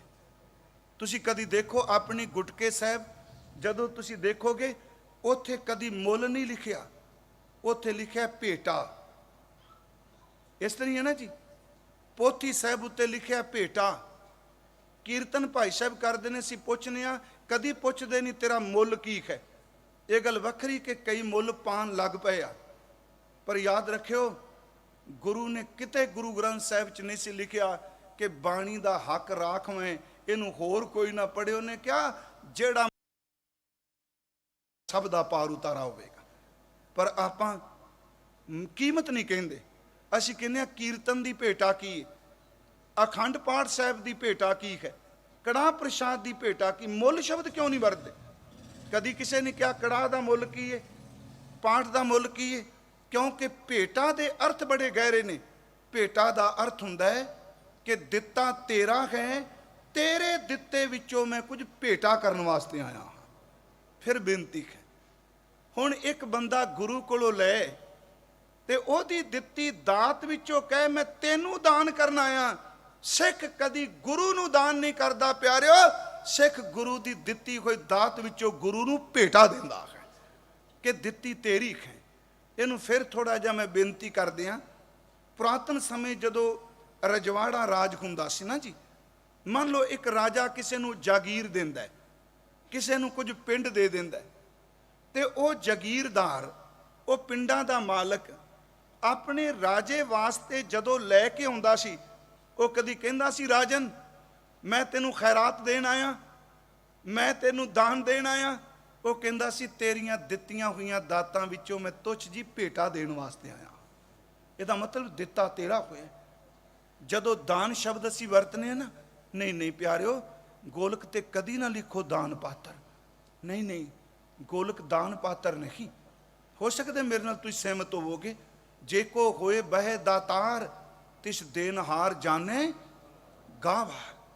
ਸਤਿਗੁਰੂ ਕਹਿੰਦੇ ਨੇ ਦਾਨੀ ਦੇ ਮਨ 'ਚ ਖਿਆਲ ਆਇਆ ਮੈਂ ਦਾਨ ਕਰਨਾ ਹੈ, ਪਰ ਉਹਦੇ ਅੰਦਰ ਇੱਕ ਸੰਤੋਖ ਆ ਗਿਆ। ਉਹਨੇ ਆਪਣੇ ਖਾਣ ਪਾਣ ਤੇ ਸੰਕੋਚ ਕਰ ਲਿਆ। ਪੈਸੇ ਇਕੱਠੇ ਹੋ ਜਾਣ, ਸਤਿਆਂ ਮਨ ਸੰਤੋਖ ਉਪਜੈ ਦੇਣਾ ਕਹਿ ਵਿਚਾਰ ਮੈਂ ਦੇਣਾ ਹੈ। ਇਹ ਖਿਆਲ ਆ ਗਏ। ਹੁਣ ਅਗਾਂਹ ਕੀ ਹੋਇਆ?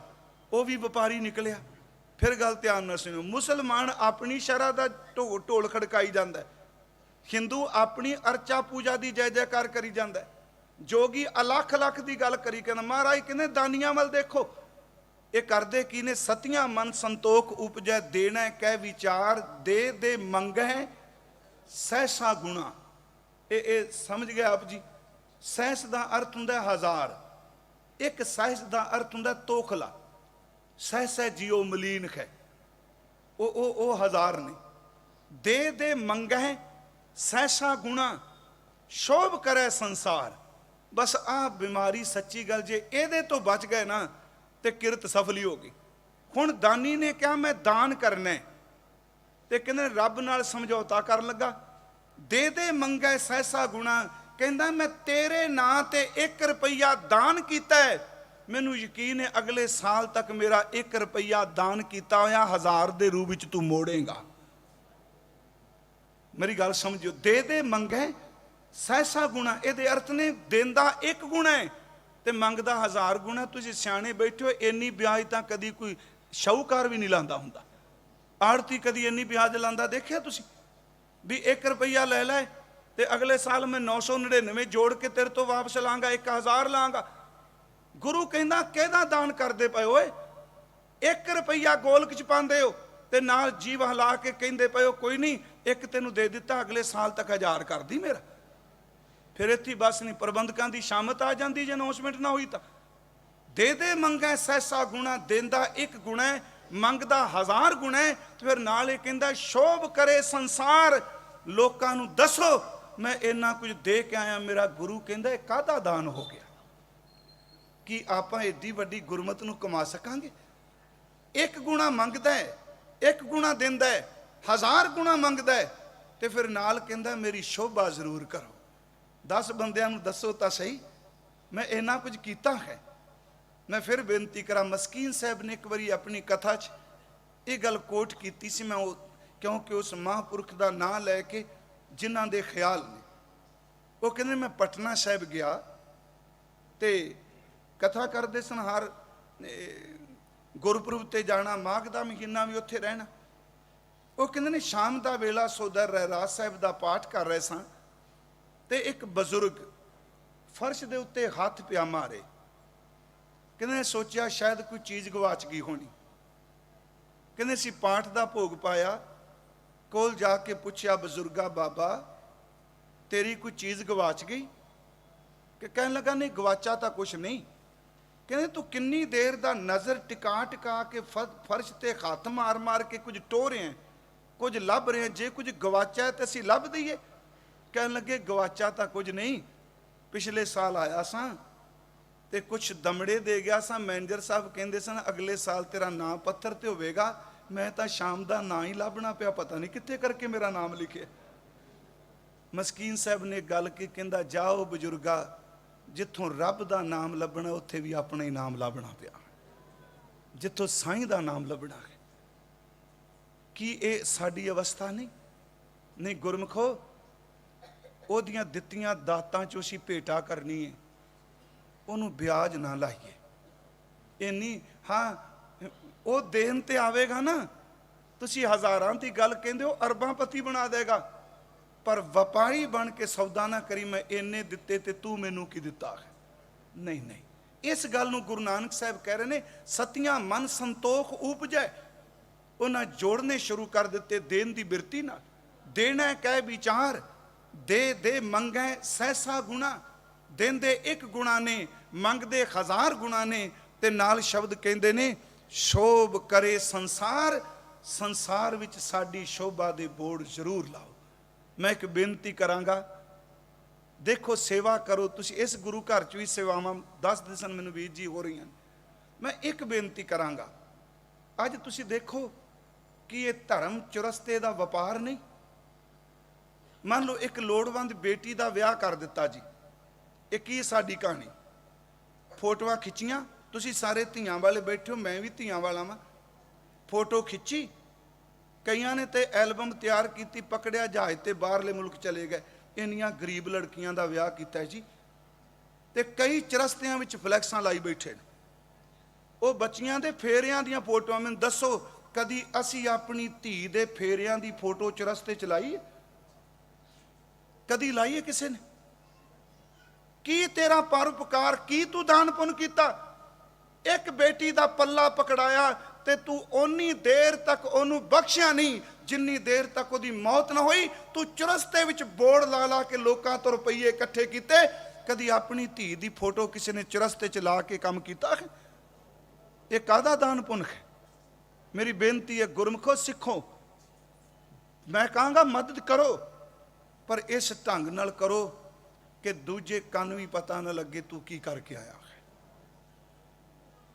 बीज ओही धरती चो रुख बनता है जेड़ा बीजन तो बाद मिट्टी दे थले दिता जाता है, जेड़ा पत्थर ते रख के उत्ते रख के मुजारा करने आ, जां उस बीज नूं पंछी चुन जाते हैं जां सुक जाता है। कीता होया दान पुण्य भी वो फलीभूत हुंदा जेड़ा संतोख दे थले दिता जाता है। फलीभूत कित्थे खोना है? बाबा जी कहते दे दे मंगै सहसा गुणा, शोभ करें संसार। अगे सतगुरु ने यह तो धर्म नाल रिलेटेड सन ना जी, ये मुसलमान हिंदू जोगी दानी आ गए। हुण दूजी कैटागरी भी दुनिया च बड़ी, कल्ले सारे सिफतां करन वाले दानी पुनी ते ने, ये खाण वाले भी बड़े ने। अगे महाराज कहंदे ने चोरां जारां, इत्थे जज्जे नाल प्यारे भावें बाणी च यईए नाल भी शब्द आया यार, पर असी जज्जे नाल ही इत्थे पढ़ना है। चोरां एक दान करदा, दूजा गोलक तोड़दा फिरदा है। ये रब दे बनाए ने ना, एक पा के गया दूजा कड्ढण आ गया। मैं इतों तक भी एक सज्जन देख के खिमा करियो, वो गिना नहीं मैं लेना, बड़ी पुरानी गल है। वो किरच नहीं होंदी, किरच लोहे दी जी, अकरपान वर्गी, जो प्रबंधक तुर जाने उन्हें फिक्सो ला के ना एक बारी गोलक च घुमानी, सारे नोट जुड़ के नाल उत्ते आ जाने। देखो लोगों ने ठगी दे तरीके बने। बाबा जी कहते ने चोर भी इत्थे तुरे फिरदे ने, जारदार थे विविचारी, पराए तन दिगामी, बद फैलियां करने वाले। हुण अगली गल सुनियो, चोरां जारां तय तय नहीं तय अते कूड़ियारां, झूठ बोलने वाले, दिन रात ठगियां मारन वाले। चोरां जारां तय कूड़ियारां, खराबां, खराबां दर ते खराबियां करने वाले, दंगा फसाद करने वाले, वेकार वकारां विच खचत होए। चोर विविचार झूठा ते खराबियां करने वाले, सतगुरु कहते ने एक होदा एक होंदा खाए चलै ऐ थाओ। एक होंदा खुंदा पाठ गुरु ग्रंथ साहिब च किते नहीं आया। भाई साहब बैठे ने गुरमुख प्यारे सारे, गुरु ग्रंथ साहिब च मैं पाठ करदे होंदा तो आया, खुंदा नहीं आया। इत्थे भी पाठ है एक होंदा खाए चलै ऐ थाओ। ऐ थाओ दा अर्थ है इस जन्म विच। एक होंदा दा अर्थ है कई अपने पिछले कीते हुए पुन्ना करके मानव दे ही लै ली। जो कुछ कमाया सी इस जन्म भी सब कुछ फूक के चले गए, अगां कुछ कमाया ही नहीं। फिर बेनती सुनियो, चोरी करन वाला, विविचार करन वाला, ठगियां मारन वाला, किते भले कर्म कीते ते मानव दे ही मिल गई। प्यारिओ जेड़े कीते सन वो भी गवा के तुर चलिया। जिन्हों सतगुरु कहते हैं एक होंदा खाए चलै ऐ थाओ। इस थां तो जो कुछ कोल सी, जो खुंदा सुंदा सी, वो खा लिया, मुक गया। ते महाराज कहते ने तिना पे काई कार। तिना पे इत्थे पाठ भी नहीं, भब्बे नूं सिहारी लगी है। तिना पे काई कार कहते ने आ भी कोई काम करने वाला है। जो कुछ ये करते पे ने, जो करके तुरे, जो कुछ सी वो पूर्वले कर्म खा ले। ते महाराज कहते ने ये कोई कार नहीं जिहड़ी इत्थे करके चले ने। तिना पे काई कार। अगे फिर सतगुरु कहते ने जल थल जियां पुरियां लोवां आकारां आकार। अगे देखो किसी सुरत साड़ी चुकी। धर्म दे गल शुरू की शरा तो, मुसलमान जोगी हिंदू दानी विविचारियां का जिक्र करके कहन लगे पानी च झाती मारो, जीव ये भी पैदा किते। तुसी थल विच धाती मारो, टिब्बियां च रेत थले भी उन्हें जीव पैदा किते। उन्हें पुरियां दियां पुरियां बनाईयां, आकारां दे आकार बनाए। महाराज कहते ओए जे आखें पानी विच रहन वाला जीव जो कुछ अंदर फुरने बनांदा तू ओनू भी जानना है। ओए जेड़े ओ आखदे ने थल विच रहन वाले जीवां नू भी जानने, आसमान विच उड्डण वाले परिंदियां नू भी जानने। महाराज कहते ओए जे आखें, पर इत्थे केवल इस धरती दे जीव ना मन्नियो, आपां कल्ले नहीं। गुरु ग्रंथ साहिब कहते जिस धरती ते असीं रह रहे हां, इहो जिहियां पता नहीं वाहिगुरू ने किन्नियां कु धरतियां बनाईयां ने, किन्ने कु जीव ने, केतियां कर्म भूमि मेहर केते। सतगुरु कहते ने ओए जे आखें जेड़े पानी च ने, थल विच ने, रेते विच ने, जंगलां विच ने, पुलाड़ विच ने, मान लो जेड़े किसी होर ग्रह ते भी रहिंदे ने, वो जिन्ने भी जीव ने जो कुछ आखदे ने तू उन्हां दे अंदर नूं जानना है। ओए जे आखें वो जो कुछ बोल रहे ने, महाराज कहते ने सो तू है जाने, वो तू चंगी तरह जानना है। तिना पे तेरी सार। मेरे वाहिगुरू जी जेड़े नहीं बोलते उन्हां दी सार भी तू लेना है। इत्थों तक सिर्फ मैं 5 गल्लां कीतियां ने, शरीयत दियां, हिंदूइज्म दी, जोगियां दियां। पर इस विचार नूं सवेर दे दीवान विच फिर लड़ी अगे तोरांगा, क्योंकि इस तो बिना 3 दीवान होर ने, ते इन्हां 3 दीवानां च मैं यतन करांगा पौड़ी मुकम्मल हो जाए। क्योंकि सवेरे गुरुदेव कहणगे जिहड़े रब नूं इश्क करन वाले ने वो शरा दे झगड़े च नहीं पैंदे। नानक भगतां भुख सलाहन सच नाम आधार। सदा आनंद रहे गुण दिन राती गुणवंतियां पाशार। वो बंदगी करन वालियां दे चरनां दी धूड़ बन के रहिंदे ने। पर इस श्लोक दा तत भाव जो है वो सुबह दे दीवान विच सवेरे टाइम भाई साहब 7:30 कहते ने मैं आवांगा 8 बजे। क्यों मैं सच्ची गल तां कहना भी मैं सवेर दा चलिया। अज पहला जलंधर कथा की, चाह टिम्मा लड़ते पैंदा मेरे नाल, बस धक्के नाल प्रोग्राम बना लैंदा। मैनू पता नहीं हुंदा भी इन्ने दिन आउणा ही आउणा। चलो प्यार करदा जी, खिच करदा, पर मैं काफ़ी थकिया मैं कई दिनों का। जो आराम करांगा कल नूं फिर दिने आराम मिलेगा। सवेरे तुसीं किरपा करियो 7:30 बजे मैं यतन करांगा मैं ही पहुंचा, कीर्तन सुनिए। पर इस लड़ी नूं 3 दीवान चेते रखोगे तां लड़ी दी समझ पैनी। मैं जो अर्ज की अज दे दीवान च, इनू कल फिर असीं संखेप च वाचांगे। धर्म दे चिन्हां ते ना लड़, ये ना कह मैं चंगा वां दूजा माड़ा है। नहीं नहीं, समझ ओए देवरा मसीत सोई, पूजा और नवाज हुई, मन सब एक पै अनेक को परमाउख है।